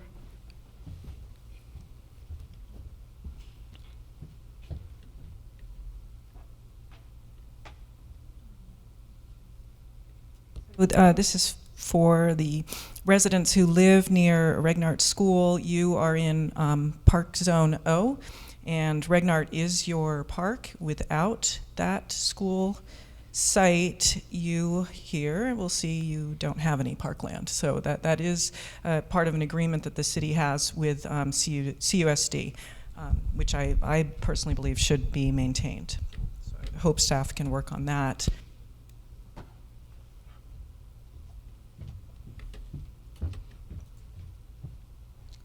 Councilmember Chow. I'm sorry. Sorry. I'm not done yet. Thank you. Through the mayor. I have a suggestion. I don't know if this would work. I do recall when we did the bird safe dark skies ordinance that needed to have some changes. We went through the first reading, and then it came back a couple months later, and we made a number of changes to it, and then did the first and second readings and passed it through. Here, I'm wondering if there's some way that we could go back and make this a first reading, and as a suggestion, so for item 2 in the municipal code under uses for table 19.76.030, that it would read, the uses would be privately operated educational uses and privately operated and public serving uses, including but not limited to daycare and private educational facilities, and then add in on current school sites only, comma, and then continue on with the rest of it. That's really the only thing I could think of, but it would at least, for me, solve my issue with having all of these other city properties kind of roped into this ordinance. So that's one idea, and then also to come back with definitions on what public serving uses are, and then have this be the first reading. But there could be some other language that could make that happen, but yeah, that's my offering. So I mean, first I just appreciate the focus on sort of a concrete issue. So I appreciate that focus very much. I would say that from a procedural standpoint, we could make those changes. We would have to come back with a new first reading with the ordinance and the second readings. Is it possible through the mayor that could happen tonight? Like if you are able to wordsmith an insert on that line, that it could be the first reading, or does it need to come back in 2 weeks? I think it would be a Brown Act issue to do that tonight. So I would recommend agendizing it for a new first reading if that's the direction council wants to go. Okay, so then I'm going to make a motion that we alter. They come back with a new first reading, and with the alteration that I suggested, just adding in the one a part of the sentence on current school sites only within that table, and that the staff will come back with some suggestions for definitions on public serving uses at another time, because you're going to need some time to do that, and I believe tessellations would need us to make our decision fairly quickly on this. So I'm trying to come up with a quicker solution. Okay, thank you. You made a motion, Councilmember Moore. Is there a second?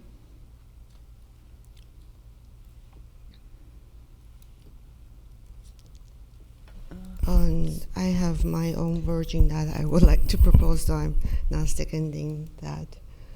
Can I ask some question to clarify my understanding of the current code first? So are you seconding the motion, or you're not? Okay. I'll second for the discussion purpose, yeah. But I have some questions on the current code. I believe the time for questions has already run and been exceeded. But I do need to understand the current code to understand what we are proposing. Let's go to Councilmember Wei and take it from there. Thank you, Mayor Mohan. So I want to address some of the concerns on tessellations. I went there when it just started. The parking was bad, and as one of the comments says, you can use the ground. They locked it. So my perspective, if we have this before tessellations and we ask them to do the conditional use permit, went through planning, and that's probably not going to happen. We're going to talk about parking. We're going to talk about public use as a park. So I think our process, we did this because this could happen again. So I do think when December 5th we approve it, it's because we want to prevent this from happening. We want public input first before any private operation is going to operate in our schools or in any public owned facilities. So I do think that if 5 of us plus the public did not pick up this sentence to allow privately operated educational use and privately operated public serving use in any BA zoning district, we're not going to blame the staff that they didn't bring that up, because we can easily ask that question. I didn't ask because I know BA means public owned, public means taxpayers. Fire stations are taxpayers, and PG&E land is BA. that I think is a protection. I passed it because it's a protection for us to have public input through planning and probably come to council if they want to appear it. So I hear this distrust of our staff and planning commission. We have processes. Anything we do, it goes to planning commission. It's a quasi-judiciary, commission, and if it doesn't happen, it comes to council. So we have planning commission process, we have council process. I don't see planning and council going to approve that to be a dump ground or to be a build out, and so I really think that I'm frustrated because I feel this distrust in our staff and in our planning commission, in our city staff. We do change, but I do believe that it's well-vetted process. In any other muni code, it goes through planning, it comes to council. So we have 10 people with multiple public inputs. I think that we have to trust the process. That is my main goal. I have no problem defining more what's privately operated public service use are, but I don't think we can name any one of them, like every one of them, so we might have generally name it and then come up with maybe more. So the definition of privately operated, the definition of public serving uses is there, is defined, right? That's my question. So just to back up a sec. So what this amendment would do would allow the same uses that are currently allowed on publicly owned properties conducted by public entities to be conducted by private entities on those properties. So again, the situation, the lease of public property to a private school operator would be the paradigmatic example. Okay. Some of the more far-fetched examples that we've heard. It's not just the planning commissions and council's authority to issue permits. There's also the general plan. All of this is done in a context. So this is a limited change to the code to allow what the city had been in fact allowing to happen in a period over decades. As I said earlier, I do appreciate Councilmember Moore's focus on sort of the narrow issue of trying to clarify what we're doing here. The downside obviously is that would come back, and as she pointed out, it would sort of delay the resolution of the issue for tessellations. But I do think that there is room for that if council chooses to go in that direction. I would hope that council focuses on that narrow issue and not some of the more fantastical and ill-informed things that they've heard here today. Okay, thank you, City Attorney. So I just want to clarify with my 30 seconds left that the council is not allowing anything to happen, and we have a process that I'm okay with actually approve this and come back with a more defined operate public serving use. And because we can really not define everything, we try to define as much as we could. But I really believe the process is necessary because we can get public input through planning and through city council. We won't have these tessellation issues backward. So thank you. Thank you. Councilmember Freund. So I agree with Councilmember Wei, and I will just reiterate what the city attorney mentioned earlier, which is that we are effectively codifying a process that already existed. And I don't think it's appropriate for us to go back on the commitments that we've made, both tessellations and to the school district. That we've had this discussion already.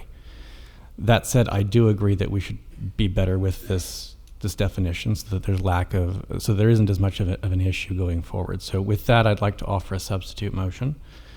That would be that we approve the staff recommended action with further direction to return to us later in the year as part of the zoning code cleanup that was alluded to earlier by the city manager, with a definition of the expression privately operated public serving uses, and any other suggestions that they might have in terms of potential rezonings for other sites that would resolve some of the concerns that were raised today, as well as additional direction to reach out to the resident who was concerned about access at Regnard. Thank you. just for my clarification, Vice Mayor Fruin, since we are just codifying past practices, we have allowed the process to come this far. Can we approve it as it is and use the zoning code, zoning changes which will come later in the year to clarify the definitions where terms are ambiguous? So approve it as it is. Mina approve the staff recommendation and then return with the additional changes to the code that Vice Mayor Fruin's motion suggested. Right, and that's my understanding. And yes, yes. I mean, I would recommend that the code be revised in conjunction with issuing this permit. If there are further changes that council wants to make in the future, of course, they could provide direction to do that. Right, and there is no likelihood that we will have such cases between now and when the zoning code comes back before the council, right? Because this is a slow process. It has many checks and balances, and yeah, I mean, I would be hesitant to say that there's no likelihood, but I'm not aware of any projects that would implicate these provisions at this time, and I'd allow CDD staff to jump in if I'm mistaken. We do not anticipate another project like this to come forward at this time. Okay. Right. So that was my comment. You made a motion. I'm seconding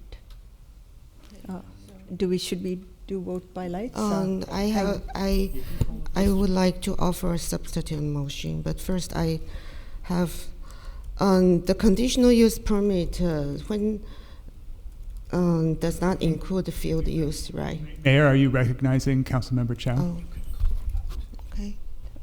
I will recognize. Thank you. Yeah. So my understanding is the December 5th conditional use permit does not include the field use agreement. So if this comes back and for a first reading, we have an opportunity to amend that conditional use permit to allow the public the use of the field to follow the current agreement with the USD, right? The conditional use permit does not affect the current agreement with the USD. So could we add the condition that it should follow the agreement? The agreement still remains in place. It's not affected by the lease. Okay. Then I have a question. This is a very important question, in fact.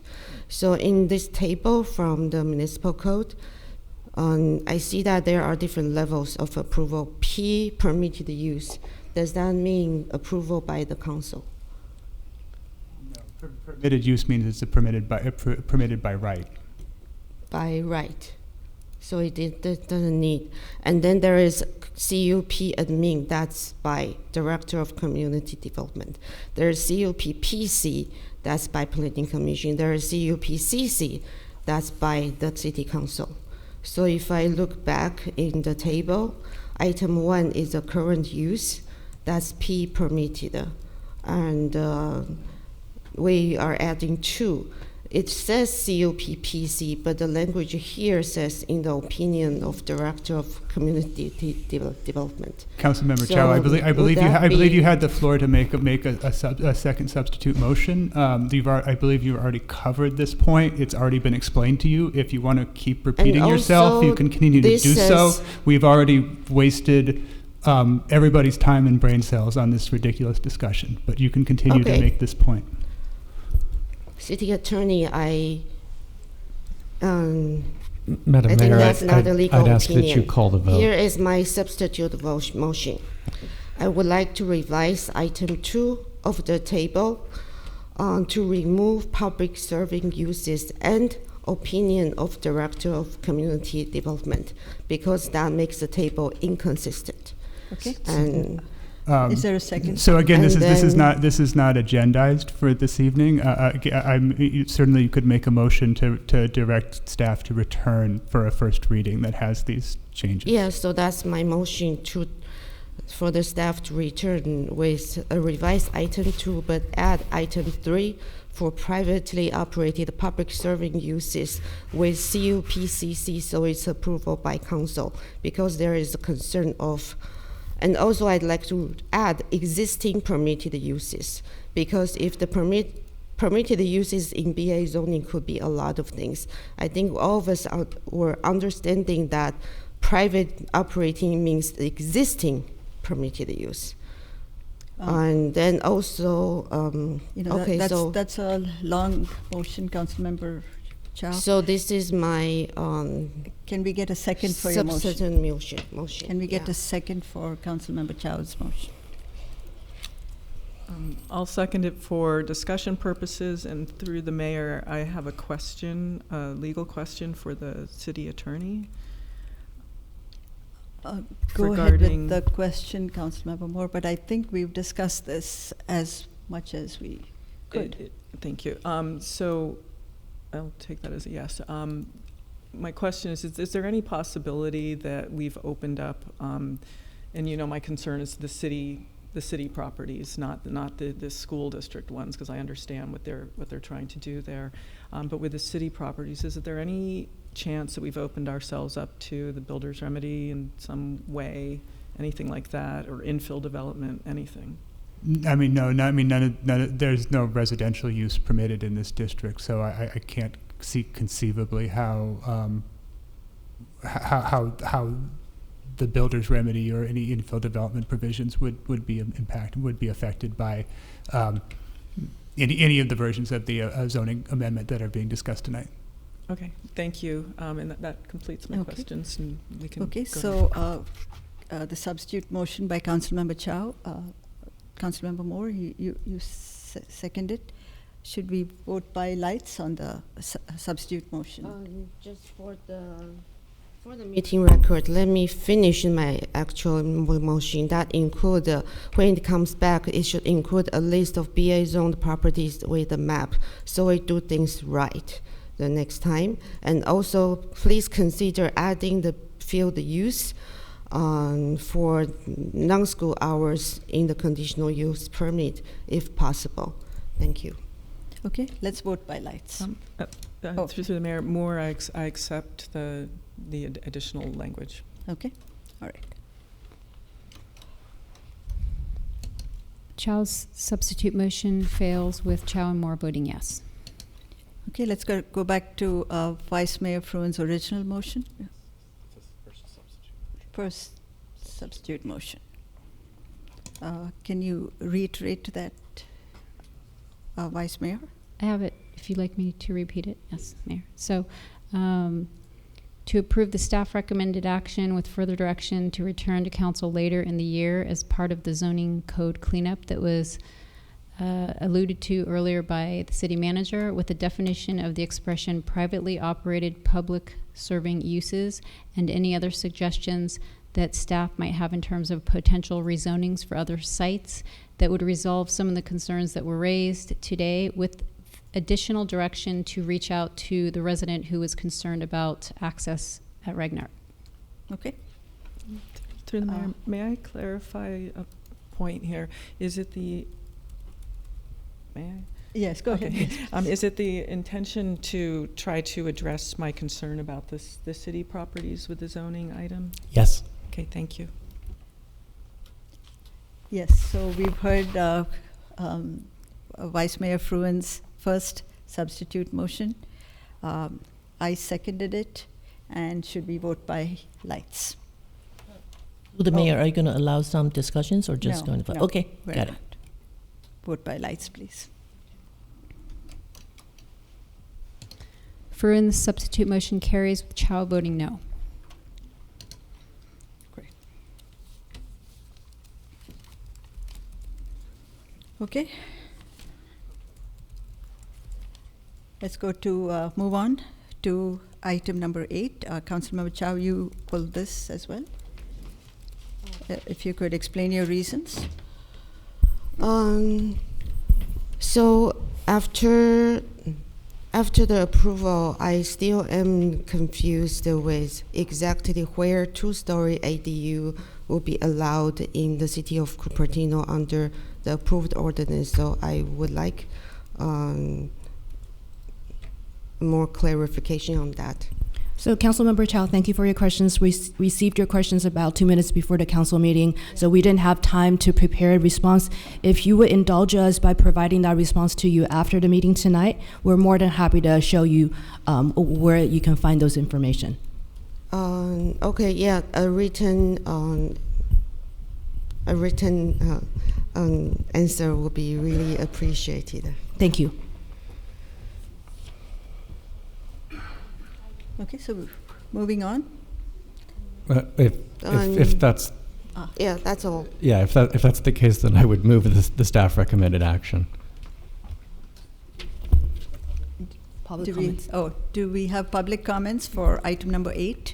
Yes, Mayor, I have one request to speak in Community Hall, and currently no hands raised on virtually. So I will call up Jennifer. Welcome, Jennifer.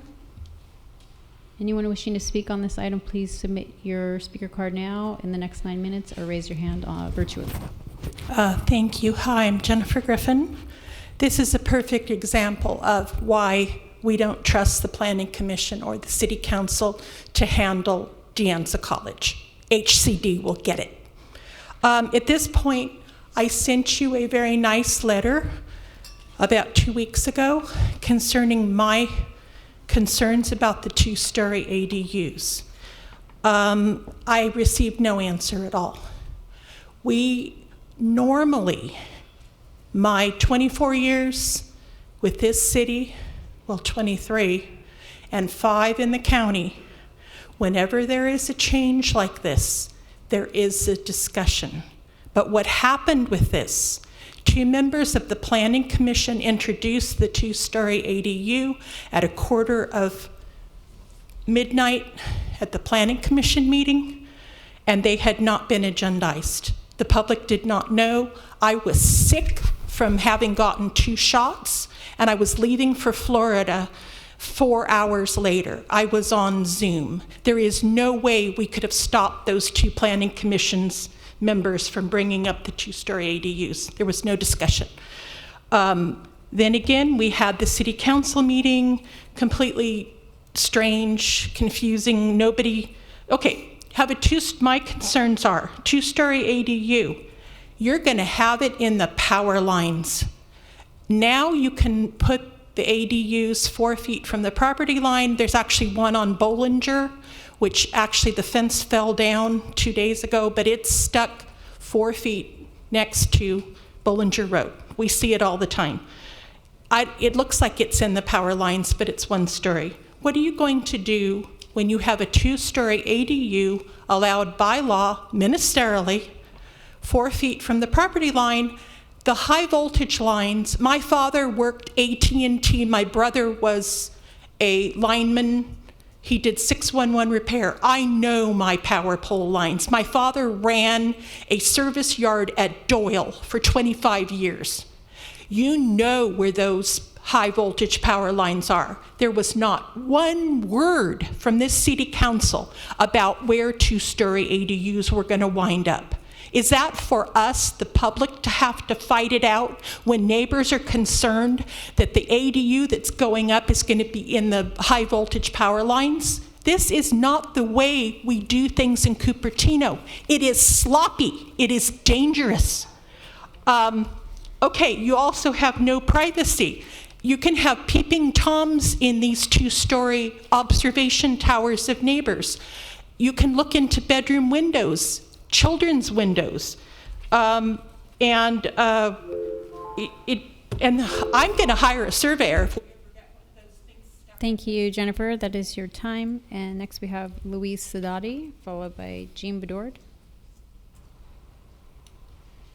Welcome, Louise.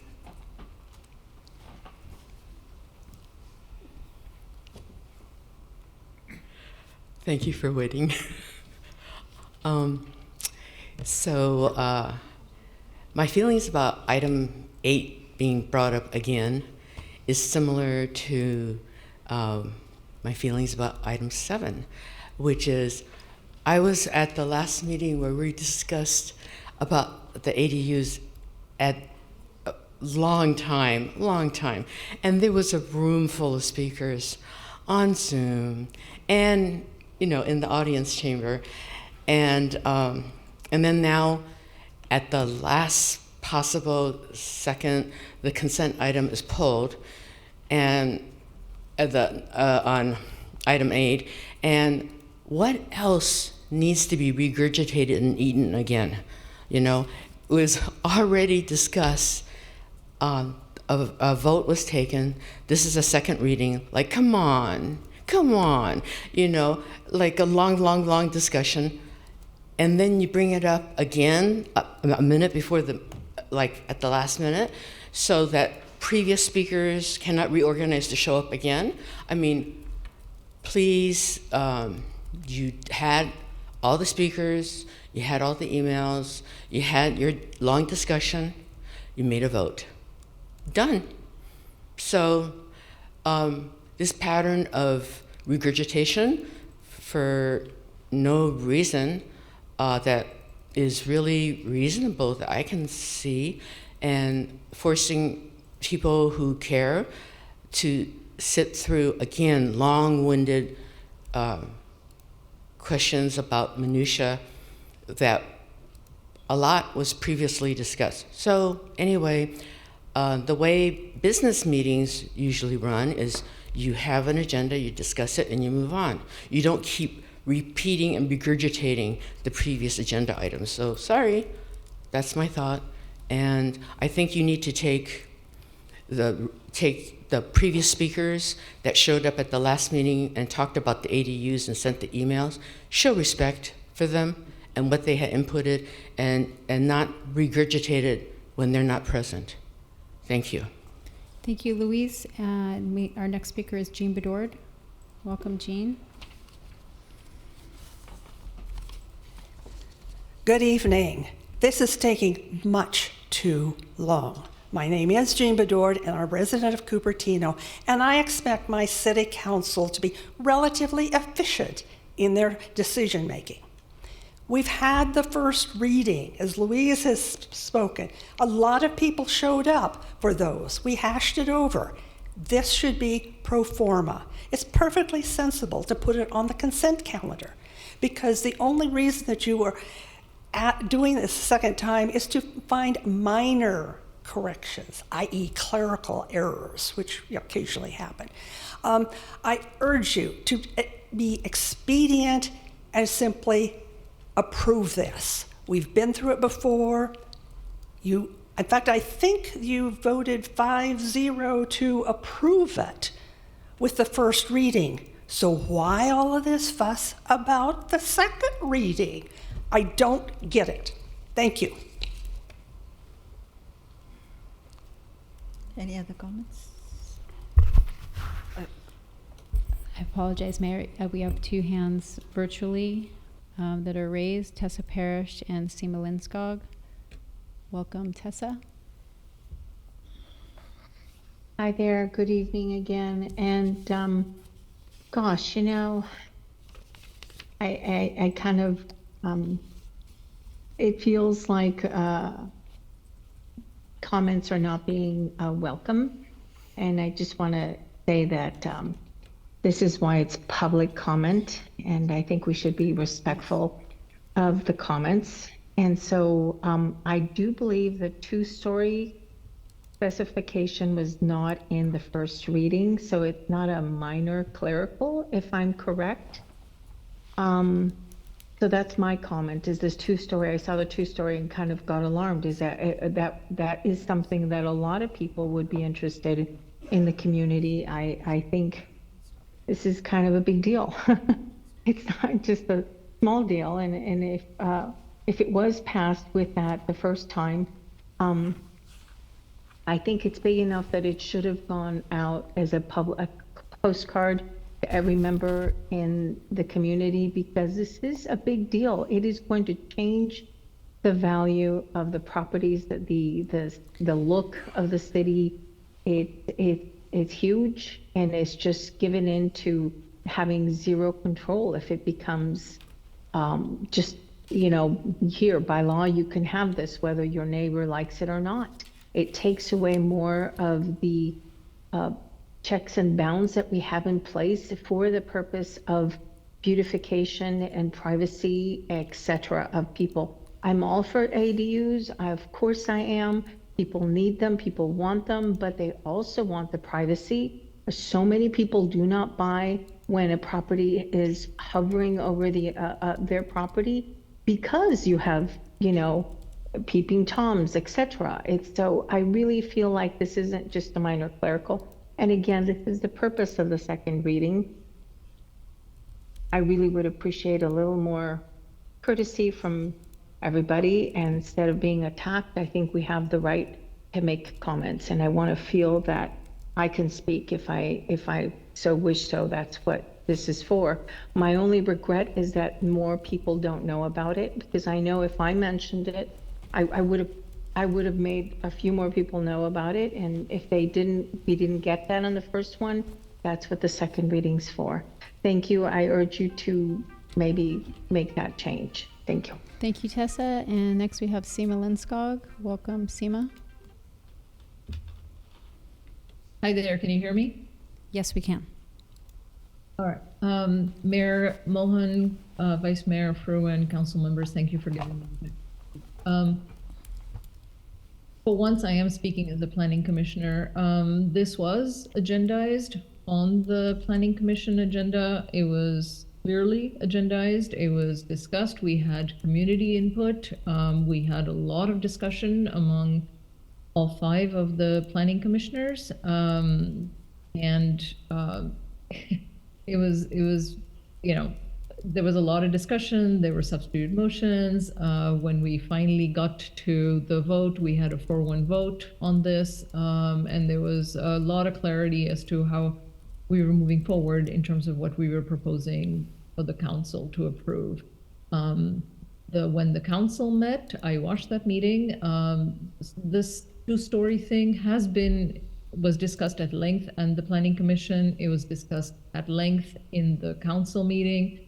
This is not new. There's been a lot of opportunity for residents to come speak at the planning commission, come speak at the council meetings, send emails, participate in the discussion. This is not something that just popped up for this council meeting. There's been a lot of opportunity for resident input. So I thank you guys for doing your job. And I agree that it's important to be able to hear community input, but we do also need to follow a process. Otherwise, we will be in continual gridlock if we just question everything that we have agreed to beforehand and reopen every issue over and over and over again. We do have to move forward at some point. This has been discussed. It has been agendized. Let's vote on it and let's move on. Thank you. Thank you, Seema. And Mayor, I see no additional requests to speak for this item. Okay, so that ends the public comments. Let's bring it back to council. And can we go with the motion? I'm happy to move on the item for a second reading. Okay. But I also have a comment to make. Yeah. I'll second that. Okay. So the reason I pulled it, it does not mean I want to modify it. Second reading means our first chance to look at amendment that we have approved last time. But last time the discussion was focused on whether to allow 2-story ADU on the entire Cupertino. And then I realized that we did not really have a discussion on exactly finally adopted one, which I approved, was to limit to streamline the ADU within transit corridor. But when someone asked me what exactly that means. I find out I can't really answer accurately. So I would like to take this. I think it's important for us to be responsible in understanding exactly what we are approving. Since this wasn't really discussed in depth last time, and this is what we are approving, so I thought, yeah, I didn't think about that on Monday to submit the question in time.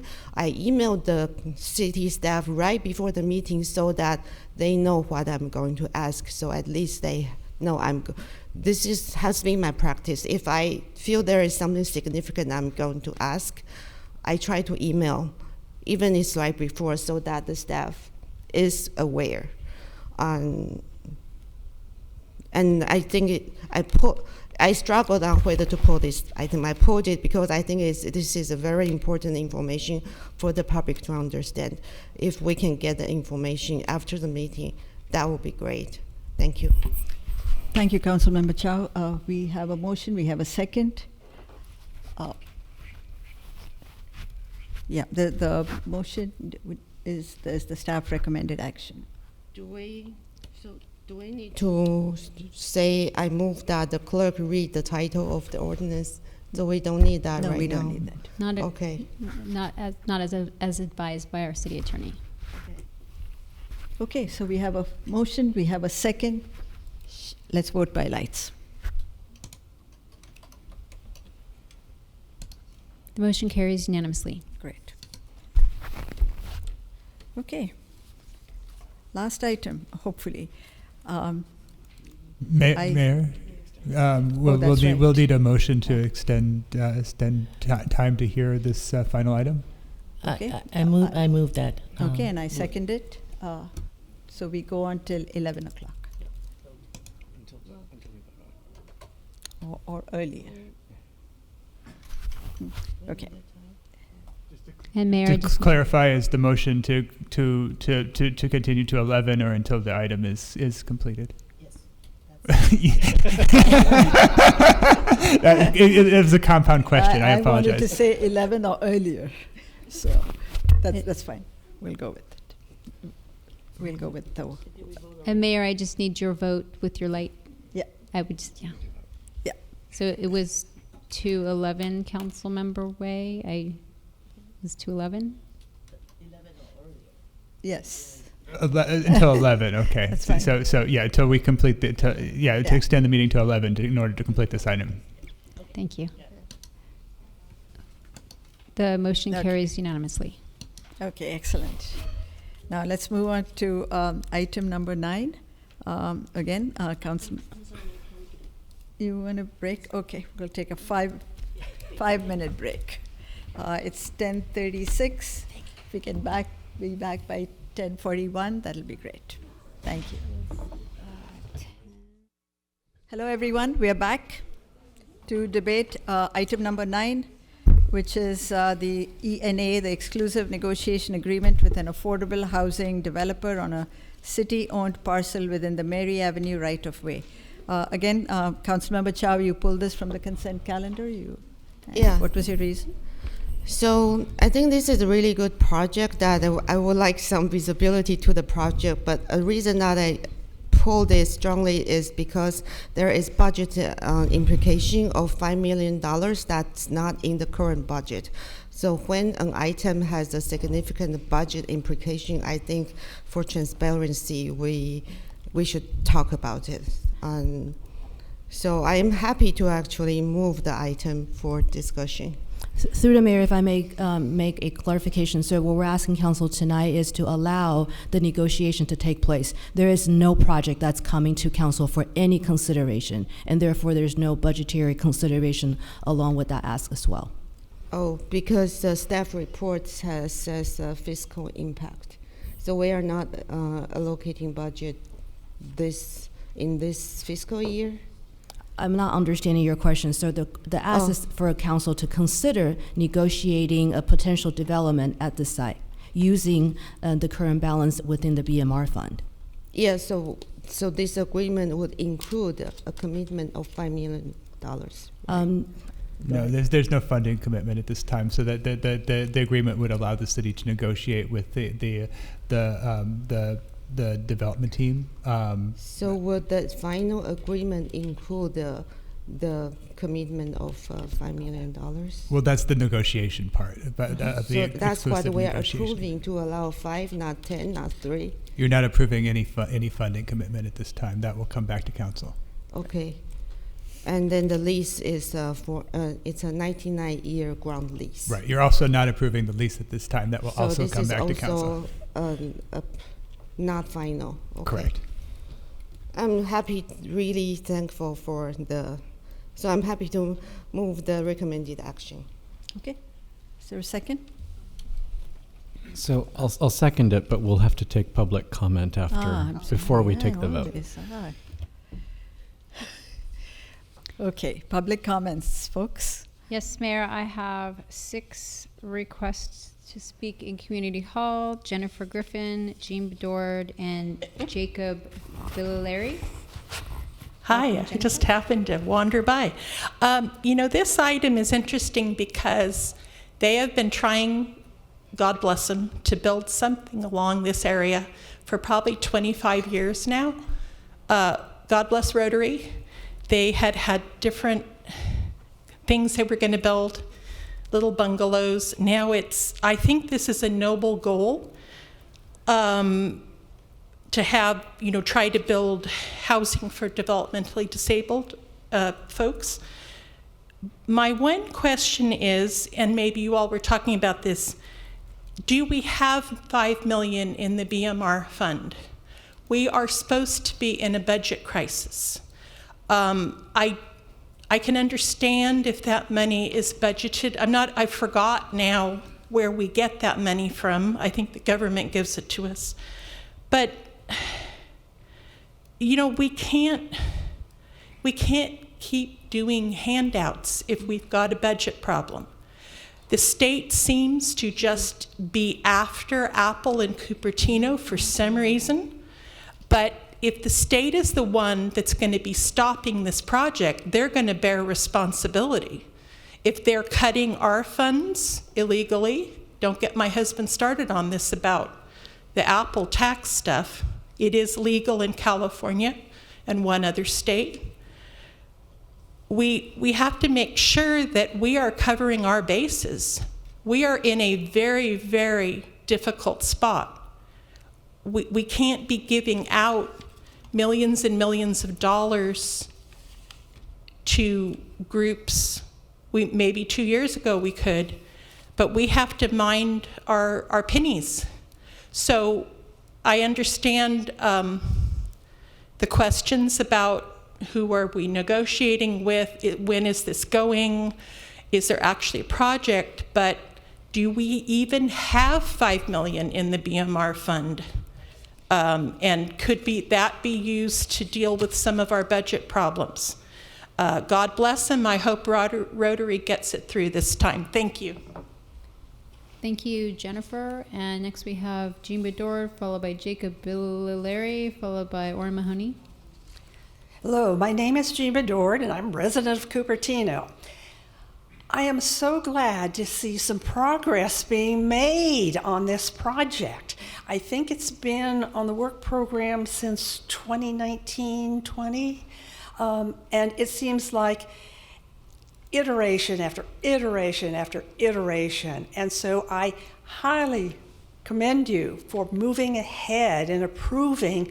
This is simply a negotiation. This is trying to make concrete progress toward a project that we have all recognized needed to be done. There's a tremendous need for ELI housing, and we need to be doing our job to help this along. So please approve this unanimously and expeditiously. Thank you. Thank you, Jean. Next we have Jacob Villalary, followed by Orrin Mahoney, followed by Kieran Varshnaya. I'm going to talk for the rest of the team because we don't all need to get up and talk. So first of all, I want to thank you for your past support of this. This exclusive negotiating agreement has been worked on for 6 months with the city attorney and staff, carefully crafted. It does not bind anything. It's just lets us move forward. So thank you for that clarification and your past support and future support. And that's it from our team. Thank you. Thank you, Oren. And so I believe okay, so Jacob no longer wishes to speak and Kieran no longer wishes to speak. Okay, and then how about Ian?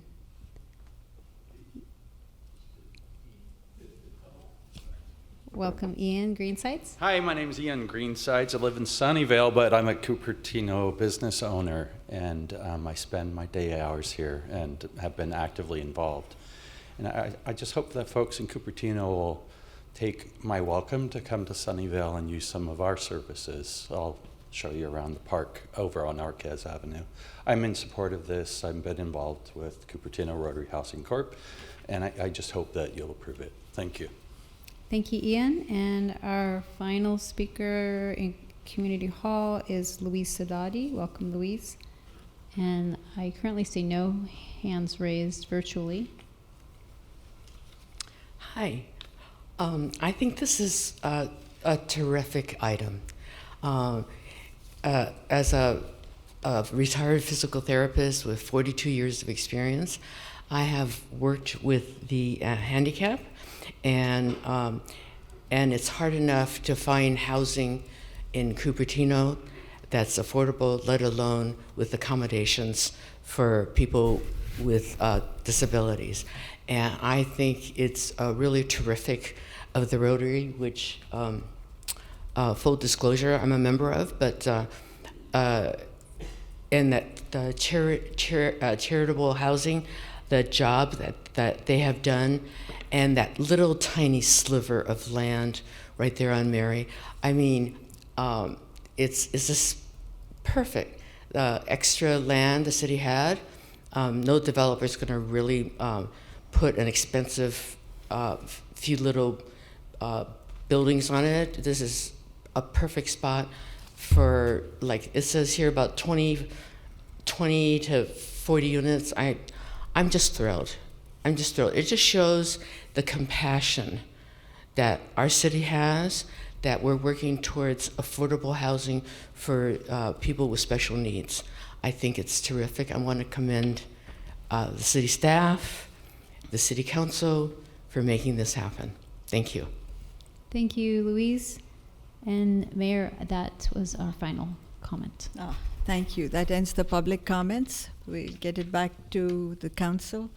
And if we could, Councilmember Chow, if you could make a motion, we can get us. We do have a motion? Do I have a motion? Okay. Let's give it to. Okay, we have a motion. Okay. But I do have some questions, though. I forgot to ask. So there was a question about what's the current balance of BMR funding, and then I wonder do we have an estimate for the cost of the project? Yes, so we have currently approximately a little over $5 million in the BMR fund, and we typically reserve about $1 million for operation costs, so the remaining available balance will be roughly $4 million. And we currently don't have an estimate for the project as we're not in that detailed phase yet. So by the time we need to commit to something, maybe we would have more BMR funding. I don't know. Sorry. Okay. I don't know about that. What's the current zoning? Would we need to rezone the site for housing? We could definitely follow up with that information. I don't have that zoning right now, John, if you do. Sorry about that. Yes, it's part of the housing element process is to rezone this site for the applicable densities proposed. Great, thank you. Although I like the project, it's not an ideal site for housing, but then Cupertino really doesn't have a lot of other properties to use. But then I do have to speak for the residents. Has the neighbors been notified? If not, when will they be notified? There's no notification at this point. As I mentioned earlier, this is purely to allow the city staff to have a conversation and negotiation with the development team. So once the project is turned in for development review, and then it's ready for a final decision, 300 feet of neighbors will be notified. And would more parking be taken away from the Mary Avenue area? I think that's a concern for those neighbors there? Unfortunately, I don't have the answer to that. Okay. We don't have a project in front of us today. Thank you. So actually, I would like to make a friendly amendment to the motion if my seconder would approve. I think Housing Commission, which is supposed to be in charge of affordable housing in Cupertino, usually is not really informed or get engaged with a project like this. I hope that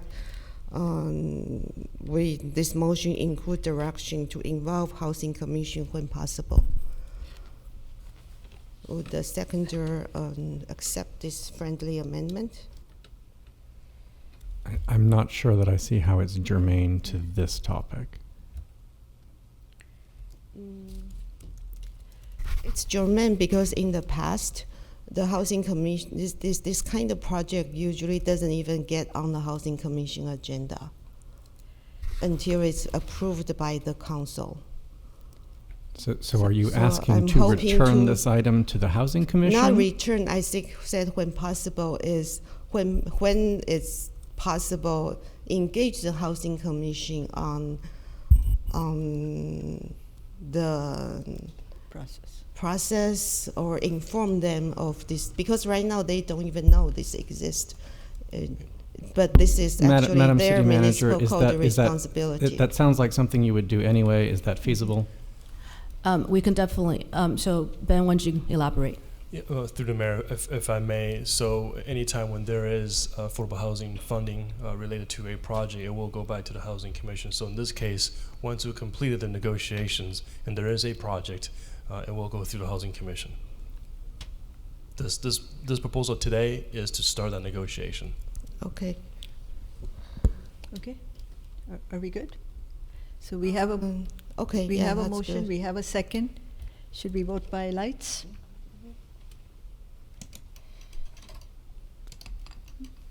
The motion as amended by Chow carries unanimously. Great. Thank you all very much. As amended? I don't think we accepted. No. Oh, the amendment accepted. I think we did not accept the amendment. No So amendment. it was just voided? Yeah. Yeah. So it's just a staff So just recommendation. The motion as Shall we revote? I just read it wrong. Oh, okay. All right. Okay. I think it was understood by everyone else but me. Okay. So we don't need to vote again. No. No, We're I think good. as long as the minutes are clear and accurately reflect what was discussed, I don't think that's going to be a problem. Okay, that concludes the substantive part of the agenda. Madam City Manager, is there anything you'd like to jump in on? Yes, I know that we're closing to the timeline. So just really briefly, I know that the city suffered from a eventful storm during the weekend. Just wanted to throw out that the city's emergency operation manager, Tom Chen, will be providing a detailed follow-up to council in the morning, and that could be shared with the members of public for those who are interested. But really quickly, so some statistics for council to consider. Over the weekend, and strictly it's really Sunday, February 5th, we PG&E notified about approximately 9,142 customers that were out of power. Miraculously, by Monday morning, roughly over 8,000 customers were restored their power. And there were 34 trees that were fallen during that day, and then most of them have been erected. And I do want to have a shout out to the Public Works and Maintenance staff. About 12 of them were out on Sunday afternoon during the rain, during the storm, cleaning out the street and keeping the Cupertino the way we are always proud of. And I'm very grateful to have such a professional and dedicated city team to be working for the members of the community. As I mentioned, I don't want to take up too much time, but I will have a detailed email to council first thing in the morning. Thank you. Great. Thank you, City Manager, and I hope you'll convey to your staff that the City Council's gratitude for keeping us all safe. Thank you. That is oh, hang on. We have an adjournment, sorry. I would like to adjourn the meeting in memory of former Cupertino Mayor Philip Johnson. And if you could just do a minute of silence before we adjourn the meeting, starting now.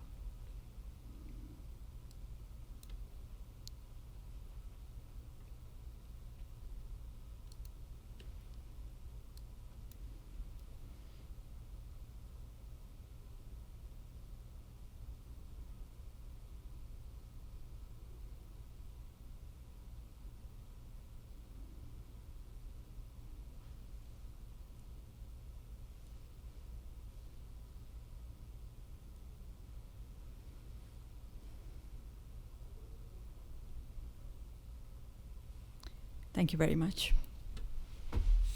This concludes the meeting.